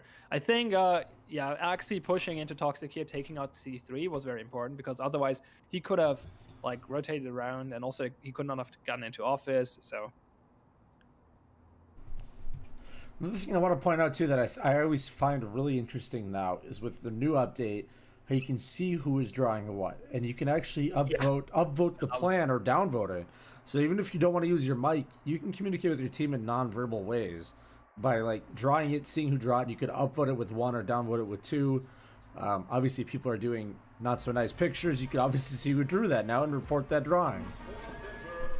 Yeah, you can report them and mute them, so that's good. I just like the fact that as a spectator, you can actually see who's making the plans now. Yes. And if people are like drawing like nice pictures on DPL streams or whatever, because that happens quite regularly for some teams at least. You know who's the artist. So yeah, that's neat. And speaking of non-verbal communication, like with the upcoming icon system, that's going to be even better. Like, Yeah. yeah, we want people to talk with their mics, but some people can't. They don't have a proper mic, or they have a loud room, or they're just anxious and don't want to talk to people, or maybe have some other reasons why they can't or don't want to talk. And we don't want to exclude those people. So Yeah. Yeah, I think and it was also a great those addition. features also help the people who actually use the mic. It's not like it's exclusively for people who don't talk. So it's a win-win for everyone. Yeah, it was a great quality of life update, as I think that's what they Absolutely. refer to it as. Looks like they might eco again for another round. I would assume they bring a wall charge if they do that. Yeah, it looks like they might wall charge right behind in the ruins. There's a rock though. That doesn't work, and they can go there, I guess. Oh yeah, there we go. There we go. Just realized it. He's like, oh yeah. Oh yeah, there's a rock. Thanks, Pirate, for pointing it out. Yeah.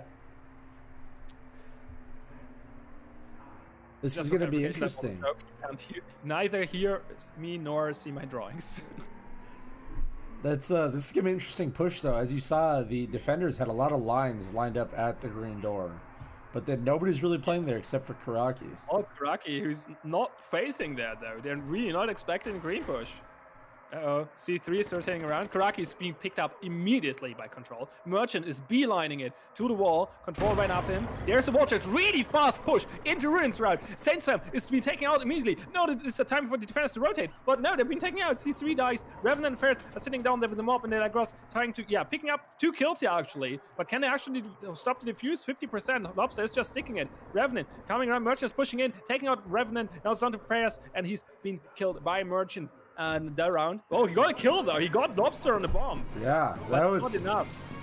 that was a crazy round there. Obviously, you saw they weren't necessarily ready for that push. They had lines lining up for it, but weren't ready. Yeah. I think they first considered it and then decided to neglect it and instead defend the other entries. Yeah. And yeah, that didn't work. Yeah, that was a round that clearly got won by the plan, right? The defenders had a plan, the attackers did the one that countered that plan, and thus they won the round. Yeah, and the other thing too is the attacker team went really fast. You know, there was no hesitation. They smoked instantly. They were in there and they knew what they were doing. Yeah, they smoked, beelined it to the wall, and just put the wall charge there. Rushed into Ruins or jungle. So Okay, we're Green down- Phoenix. Ooh. I wonder if they're going to do their circling power Revenant's team is anticipating that play. Would make sense. We did not see a power play yet from the Neon Rangers. Yeah, and it's funny because even last set, right, when they were playing in the semifinals match, they went for power, I think, twice, trying to get power. So I wonder if what's changed from that set to this one. I believe they still have 2 charges left. Yeah, I mean, true. But yeah, no, I know what you mean. Like, it's not like power is inaccessible on this map. So, yeah, but you're right. They still have 2 door charges, so they cannot charge wall storefront. That's what you get for wall charging on Dome. But they still have 2 door charges, which they could use on storage and freezer, or make a peak hole in storefront, maybe. Doesn't look like they. So far, they only have a line draw into storage. They're not drawing a lot in general. There we go. Thanks, Merchant, for more lines. Well, just replacing the one. Yeah, I'm confused what they're gonna do on this one. Yeah, it's not quite clear yet. The defenders definitely have a plan here, bobbing Freezer off, interestingly enough. So that's to defend against a shed push, I assume. Because if they're going shed Freezer, then they cannot get through there easily. In general, they're expecting that quite a bit. They have lots of people in storefront, Teller, C3, and Senseman sitting office and bathroom. And in fact, that's where they're going, apparently. There's the door charge. And the defenders are very ready for this. Molotov is going out. Control is in there on his own, though. Zach is cut off. Actually, does double charge. They're going storage as well. That makes sense. considering they have 2. Merchant has been taken out there. The other 2 are pushing into storefront. Can they take us here? Revenant with the shotgun takes out 1. Is being killed by Lobster though. And Fairs is pushing Control here, who is in storefront with the shotgun, but is now in kind of a tricky spot. But Karaki comes up from behind, takes out Lobster, and Control is going down as well. Very nice defense here. The attackers ran straight into the trap of Anti-Citizen 1 here, and that played out very nicely for them. Yeah, and the thing that you saw there that really helped was Fairs on the initial breach on that storage red door lasered a couple of them with the knack and just did some peppering damage that kind of threw them off, and then he retreated back. Once he gets that initial damage, he falls back to his teammates. Yeah, it was a good play. So it looked a little bit lopsided on the first 2 rounds, but this one was very much in favor of Anti-Citizen 1. So seems like we might get a very close match here. Yeah, we head into the now Anti-Citizen gets to go on the attack. Wonder if they're going to play roughly, the same type of strategy that Neon Rangers did, where they eco the first round and then go big second round and big, even like more big third round with double charge. Yeah, maybe. Definitely gonna interesting to see if they follow with the same plans or not. I mean, they have the advantage now; they know the maps. Well, if there's an advantage or not is an ages-long debate. Like it changes, like the argument changes every few months. If it's like a big advantage to go first on attack or first on defense. But luckily, we're playing a ranked match, so it's just gonna swap for the second half. So it's still fair.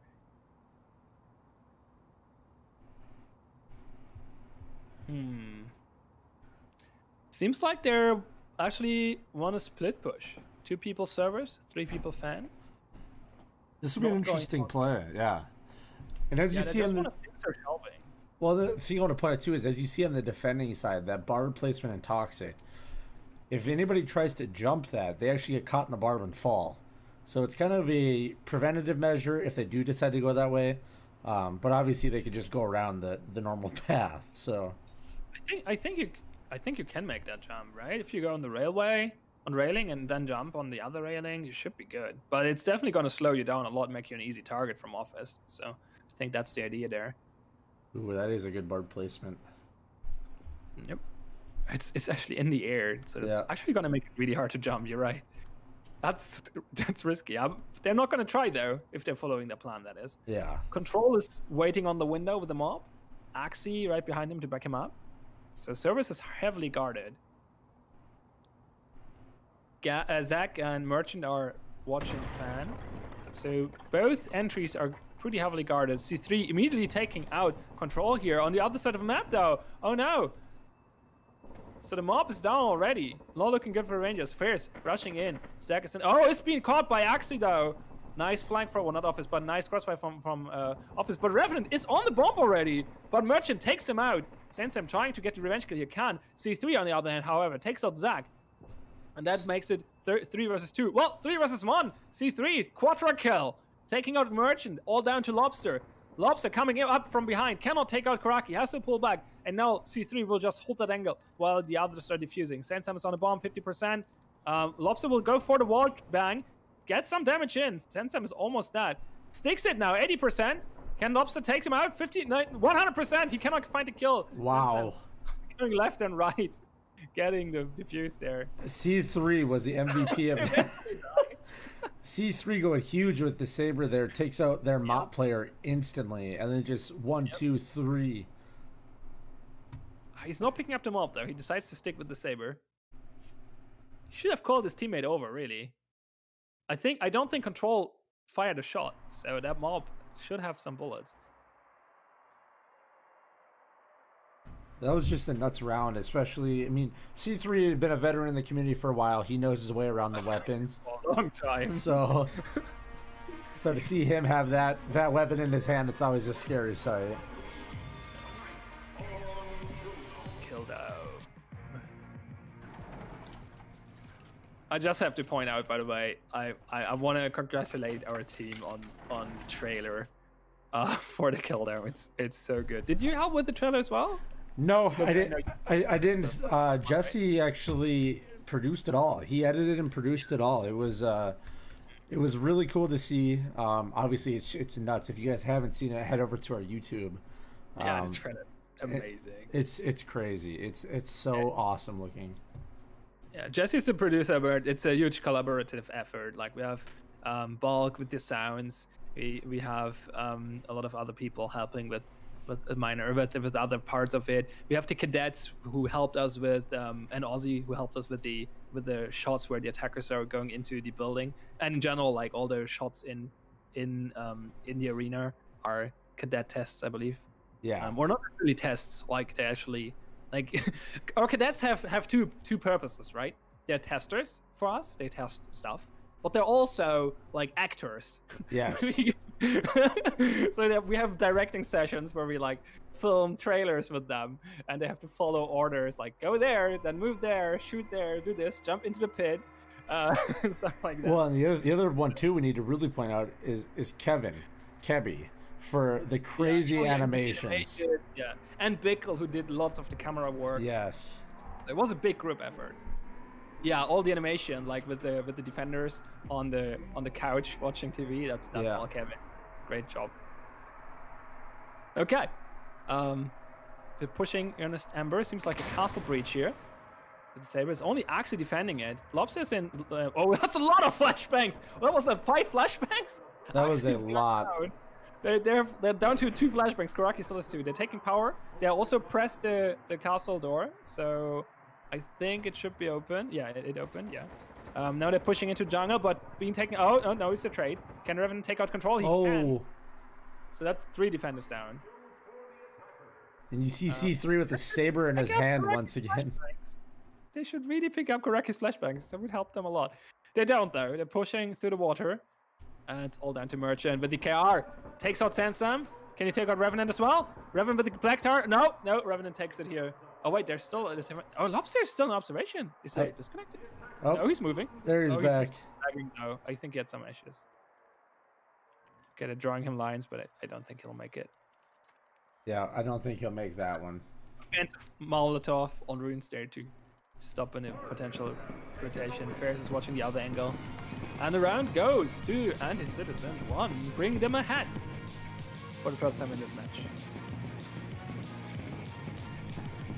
That was 3 rounds in a row for them. They're on a roll now. Yeah, they and it was one of those deals where the flashbangs definitely helped them in that situation. That was a bit much, I'd say. Like 5 flashbangs for Castle is maybe a little bit excessive. But you know, they follow the tool tips that we have, you know, in between rounds, where as soon as you breach, you flash. So that's what they were doing. Or flash before you enter, I believe. Yeah. Yeah. They took and it to heart. The guy who has the last 2 flashbangs actually dies. So they never picked them up. That was pretty funny to me. But Revenant definitely was the deciding factor in that round. You know, I think he ended up with 3 kills out of the 5. So. I mean, Revenant is really good at the game. Yes. The only reason he's not on the DPL team is because he's on the DPL staff. So. Yeah. He's definitely up there. He's playing the game a lot. And actually, I want to point this out because Revenant is, I think, one of the, like, he's the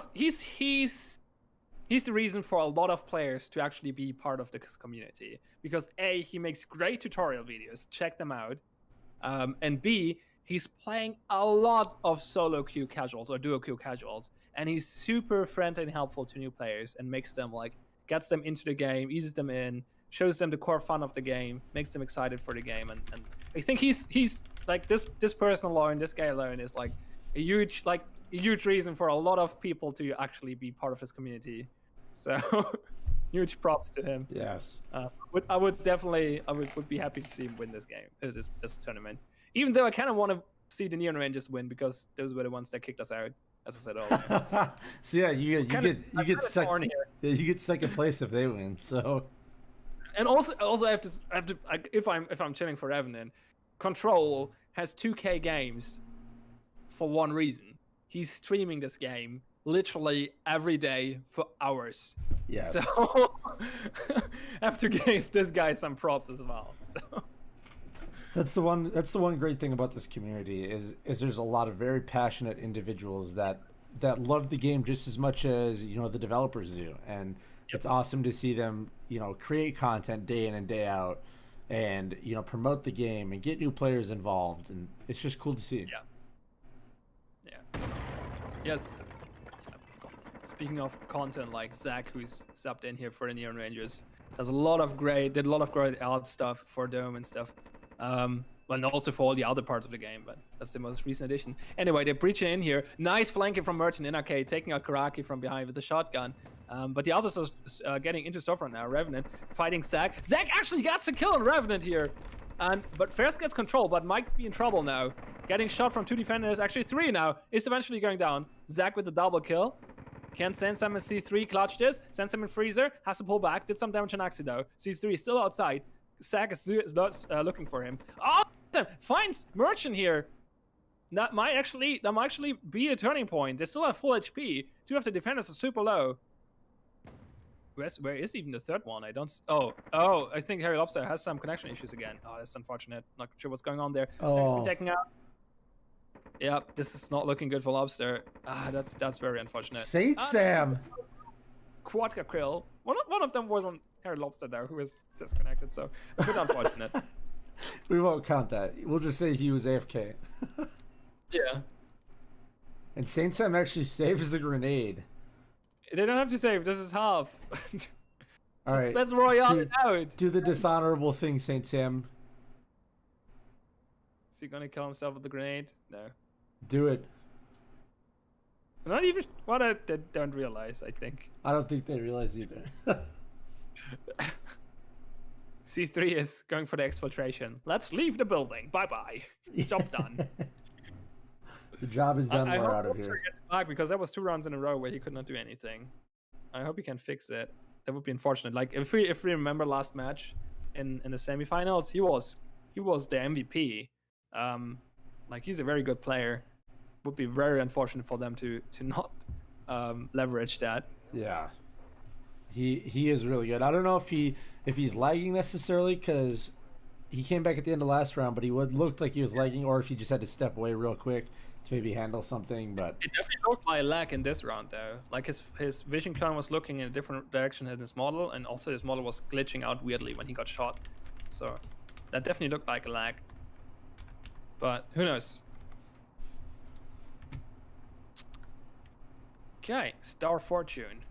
Second half, inventory is reset, new maps. And we still see Team Anti-Citizen 1 on the attack now, heading into the second half. They're considering 2 different plans right now, either going fan or going dog. I don't think they want to do both. Actually? Oh, no, wait, they just want to have someone sit. That's 2 people on fan? No. Is that a 3? Do they want to do a 3-2 split and double charge? That would be ballsy as frick, like double charging on the first map of a half, where you don't know the other 2 maps. So it looks like Lobster actually crashed out at the end of those last 2 rounds, and now he's back in and he's good to go. Okay, looking forward to it. Let's see if they can turn this around. Yeah, the double charge would be a really. I mean, you're investing a lot into it at that point. Yes. That would be a heavy investment. Especially the defenders are not expecting that at all. Like they're protecting, like they're defending for a storage push, which makes sense. Yeah, this might go very much in one direction. Let's see if they actually bring 2 charges, because I only see 1 so far. No, I think they just. No, I don't think they bring. No, actually, okay. They only have 1 on fan, and the others are going dark. That makes more sense. That's more reasonable. Yeah, I think they're gonna shoot out fan maybe. Okay, Control is watching fan, but Karaki's not up there. He's just want to throw grenades through it, I believe. Revenant is actually going for the split through green, maybe. Karaki smoked fan now. Control has rotated to dog. Axie is shooting their long range. Revenant is coming in from behind now, though. Good split. Karaki's. Is he going fan or not? I'm not sure. Now he is. looking for control. If he can take control out here, he can! That was a very important kill because control was holding down the long sideline. Revenant pushing in from behind. Zach is trying to take out Karaki, but Karaki is falling back. Oh, Ferris gets the kill in office here. Good start here for Anti-Citizen 1. Revenant has actually is fighting Lobster in servers. And Lobster pulls back. Revenant now on his way to office maybe, but Merchant is waiting for him with the shotgun. The others are taking control of shelving though, so it's not looking good for the defense. A nice crossfire from Revenant and Karaki taking out the 2 defenders. Merchant popping out after the office door, taking out Revenant, but it's now 1v4 for him. Oh my goodness. that was a just pure fire. Even the guys in servers, they backed up into servers and just got lasered. Crazy. Wow. Great round there from Anti-Citizen 1. And if you notice, they were trying to throw the smoke into this spot up at the top, but he missed it, and he ended up smoking this. Like, you cannot throw the smoke through an active fan, though. I have no idea on that one. Oh, or did he? No, he did not try. No, I don't think you can, and there's no window there. So maybe he screwed it up. I don't know. Maybe he wanted to. I'm not sure what the smoke was supposed to do. I guess it was supposed to go there, but I don't think that's possible. I might be wrong here. Like, I would be surprised if a plan of Revenant, who is one of the most knowledgeable players in the game, would involve something that's not actually possible. That's why I'm not not speaking with full confidence here. But I believe you cannot throw something through the active fan, or that was something before the network refactor and did not make it back. Maybe. Probably someone in chat can point it out. Somebody will correct us. We're back to the kill dome. I just love the soundtrack to this. Yeah, it's great. By the way, people have asked this, so let's announce it on stream.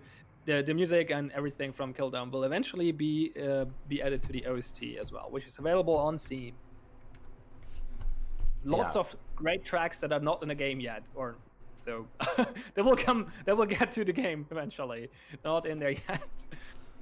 Plus, the OST is great for all those streamers and content creators that don't want to have to worry about DMCAs, because I think it's like $4 and you get, what is it, 11 full songs? 10 or 11 songs, yeah. And they're not part of the content ID system, so they will not get flagged. You will not get content ID claims on your YouTube videos or issues on Twitch or whatever. So yeah, it's safe. It's great, yeah. Especially if you create a lot of content around due process. Yeah. I mean, we use it all the time for certain stuff, you know. Yeah, for our streams and stuff. Yeah. All right. Let's take a look at Dragon Ajax. So this map is, in my opinion, is really unique because you have one red door and you can get power, and you can basically take over observation, where if you take observation, you hit this button up top, that drawbridge comes down. Oh, that's the drawbridge button in observation. Interesting. Yeah, and you need that door to be open to actually leave cards. Wait, actually, can you jump over the wall? No, can't jump over it. So yeah, you have to. Yeah, you have to. I guess you have to open the drawbridge to get out. And it seems like they're going there. Makes sense. So what Control's doing here is he lowered it on purpose. Now he has direct line of sight onto that red door. Nice. We'll see if that works out for him. They're setting up the charge. 5-man. They actually have a Molotov. Oh, wait. Did they forget the charge? I think they have forgotten the charge and are now changing their plan to go eco. That's a bit unfortunate. They have a clacker. Just a common slip up. Can happen. So Pyan, we do have a question in the chat real quick, just about it's actually 2 questions. One of them was, how do you tell which wall chargers can be wall chargeable? A player thought that the black topped ones weren't able to be charged, and they got charged on earlier. The second one was the C-Store podcast wants to know if they can get an early copy of the Kill Dome music for tonight's recording. Okay, wait, let's finish this round really quick, because there's actually an aggressive push. These 3 and Fair's actually trading it out here, bringing it down to a 2v2. Did they press a button and now close the door? Yeah, they closed it. Uh-oh, okay. Oh, here we go. What is After 50 seconds, fine. Opening the door bridge now. Merchant is on ruins though. C3 is looking at it, looking for the kill here. Ferris is actually going the other way. No, Ferris is Ferris is doing the scout. It's playing the scout and is looking through the observation windows. Merchant is pushing really close though. Can he take out C3? Time is ticking. Oh, power is taken. 25 seconds. Flare is going out. This is going to be close. I think that will run out of time. Ferris is actually going for the bomb. Merchant is pre-firing down there, but he can't see anything. It's dark. C3 is taking him out, but no, this is time. 10 seconds. No, they can't make it anymore. They can't make it anymore. Can I now get the kill on Lobster? Oh, C3's got low health. He gets Ferris. Can he take C3 with the mob? That would be not mob. The saber. He can't. Okay, so for the wards, it's supposed to be that way. Like wards with flag on the top should not be wall chargeable. And also ballistic, I believe. But I think there's like one weird exception right now. We'll have to fix that. I can't remember which one it is, but I think that's one strange exception to it that doesn't make sense. It's just an inconsistency on our part. And for the podcast, I don't know actually if we can get. I don't have that file. I can try to. I'll talk to you later. We'll see if we can get it started.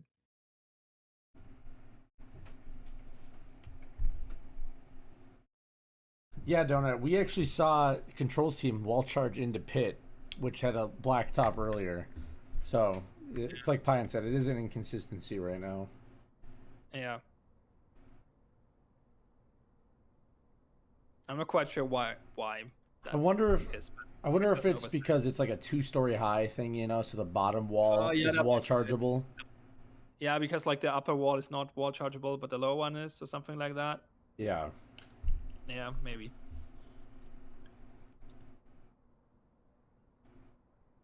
Okay, so 5-3. Neon Rangers are back.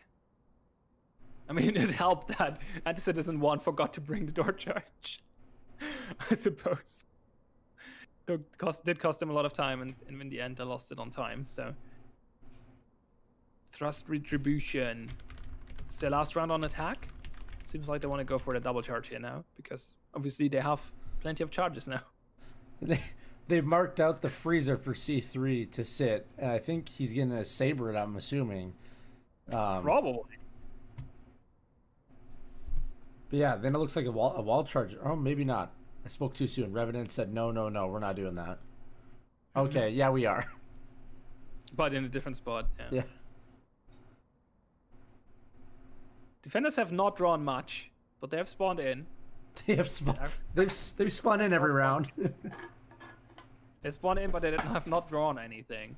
See barbed wire being placed in storage and storefront. Actually, double barbed wire in storage. Interesting.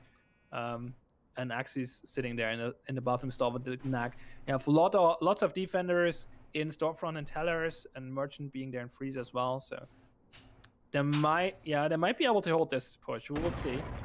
Wall charge goes off. C3 is rotating for the door charge. Control got flashed. Molotov's going out there, delaying them. C3 is opening the door, and now they have to warn about crossfire. C3 takes on Zach. And Harry Lobster. Nice double kill for him here. He's super low, though. He got tagged. The others are flashing in, moving into Arcade, taking out power, and now it's getting really dark for Merchant and Control in out Freezer. Control's actually running out. It's being taken out. Actually survives the frag that was being thrown into Teller. Can they turn this around, though? 5 attackers still alive. This is going to be rough. Axie is opening the door. He's been taken out immediately. Down to Merchant with the shotgun. I don't think he can clutch this. He can't. Clean round for the attackers. Actually, C3 killing Koraki there in the end. I don't think that was on purpose. Yeah, Merchant got stuck in a rock in a hard place there. He had C3 being the rock and the rest of his team being the hard place. Stuck in that freezer, couldn't really get out. And then he was anticipating C3 kind of pushing into freezer, but it's tough to fool a veteran player such as C3 with that bait into the freezer. Yeah. Well, that brings Anti-Citizen 1 up to 6 points. So they cannot lose this match anymore. Well, they can by overtime, but not in the regular time. We will see. I mean, that would require Neon Rangers to win the next 3 rounds. which are their attack rounds, which is possible. But it's looking good for Anti-Citizen 1 right now. So Yeah, is there definitely on match point now. It's going to be hard for Neon Rangers to come back, but it's definitely doable. As we've seen, most teams win their attacks versus their defenders. C3 in chat, definitely totally meant to save the charge and dome, all part of the plan. Yep, definitely. Totally believable. Okay, tables have turned. Neon Rangers on the attack. Seems like Anti-Citizen 1 is very worried about Doc. And you know what this line that they drew from Fan? I'm wondering, because you know how Control is, right? He's played 2,000 games.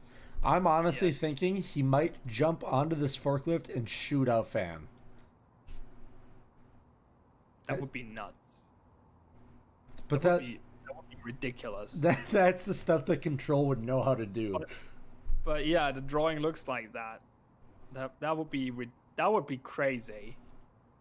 I mean, this map has been in rotation for a while, so he might have played it a few times. It doesn't seem like they're positioning anyone on Fan though. At least they don't have drawings. We don't see their pucks, so they might have a puck there. That would be crazy. I want to see this now. I also don't want to see it because I think it's ridiculously broken. It should not be a thing, but yeah. These walls here, they're black. I think this is part of the inconsistency, and I think it's because of the win in services, because of the windows. I'm not sure why the storage wall to office and shelving is black, because that should be chargeable.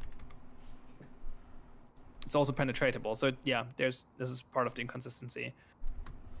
Needs to get cleaned up.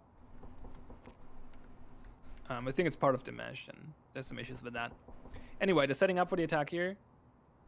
Let's see. Control has a saber. Seems like he wants to throw something through the window first, though. Probably no. Oh, a frag. Okay. Ooh, he cleared out that corner though for him. That's what I'm wondering though. Is if he's got saber, he might try to do that wall bang. As you see him. Others are waiting. Look at him. Yeah, look at him. You're right. You're absolutely right. Can he do it? Fan is still on. No, that was a miss. That was a miss as well. Oh, he doesn't find the angle. He's shooting too far to the right. But Merchant is pushing in. It's been taken out. He's trying so hard. No, he's not hitting. He's missing. He's not getting a shot. Giving up on it. Oh! That would have been a crazy play. Now he's rotating. We'll try to open it up from there. Yeah, because that's way easier from there. He can just shoot it from there. It's not even worth it. Now they're pushing in. Lobster's in office actually at the same time. Gag has been taken out, but there we go. Axie takes us to C3. That was an important kill. And Lobster from top takes out Karaki. First coming run from the window though, taking him out, but it's been killed from Axie from down there. And that round goes to the Neon Rangers. Wow. This might be the start of the comeback. The Fan attempt with the saber. If you would have hit that, that would have been nuts. Yeah, I think the idea was Merchant is rushing in there at the same time. Control opens the Fan, and then they rush in at the same time. Yeah. But he missed the Fan, unfortunately, and so Merchant got killed. But eventually, in the end, they managed to do it anyway. So good on them.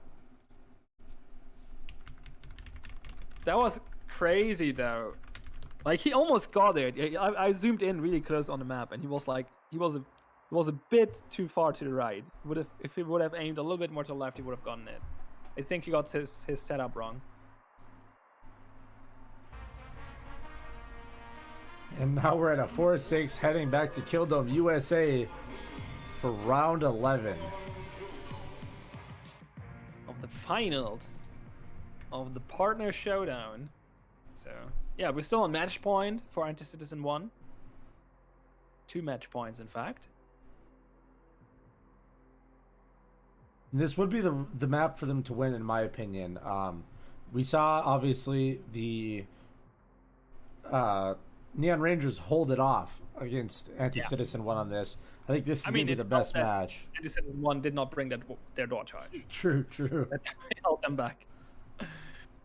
But it seems like they might be in good spot here because Neon Rangers want to go Ruins, and that's exactly what Anti-Citizen 1 is setting up for. So they might be might very well be able to predict and counter that push.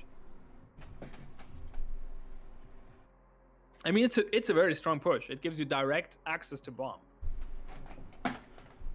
But it's also dangerous because Castle has line of sight on bomb and on the entrance, and observation has windows towards bomb. So, and you have the long range, the long angle from north. So it's not easy to take that room.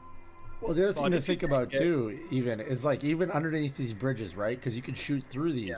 So if they have a guy sit like right here, he can pepper the guys up here while his long range weapon teammate is shooting from far. Good point. The room is hard to take, but if you take it, you have bomb. So yeah. That's one of the things I think I love about Dome more is the different dynamic that it provides. Mm-hmm. Yeah, it's definitely a big... Like, it plays very different in comparison to the other maps. So it's very... Yeah, it's a good tile set. It's very unique. It's nice. So they're pushing. Revenant taking a shot, but misses. Fierce throws a Molotov. C3 taking some shots. Attackers going very low. They're smoking off Castle Down. Actually... Oh, the Castle Down was open, and they're pushing in. Sansam's been taken out by Axie. And Ferris is down as well. This is actually looking good for the Rangers. Merchant's going down, but so is C3. So they are still ahead. Karaki and Revenant trying to hold this. Cannot take the kills here. Revenant with the mob still. Can't take the kill. And Karaki's been taken out. It's all down to Revenant with the mob. I don't think he can take those axes coming in from the side. So Revenant will be in a hard spot in a second. Oh, he's pushing. Oh, he's taking out Zach, but eventually Control. No, actually Lobster gets the kill here. And that makes it a 5-6. So, one more round for the Rangers, and this is actually a tie, and we have to go to overtime. And I think the biggest mistake that the defending team did on this one was this door being down. If they would have had it up, they could have sat up here and watched these angles from far, and then they could have easily just opened it and ran out behind him. But instead, they give him immediate access. Yeah, it was like if Ferris and Saint Sam would have just been able to sit in castle and observation, like making callouts and shooting from the walls, it would have been really hard for attackers to just push through ruins into jungle. But since they could get in there and actually clear them out, they could secure the round. So I'm not sure if there was some miscommunication or if they wouldn't wanted that to be open on purpose, but it definitely did not work out for them. All right, last map of this half, potentially of the match.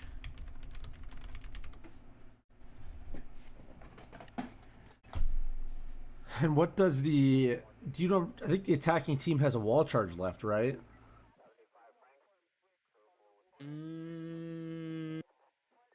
I think they have a wall charge and a door charge left. They do, yeah.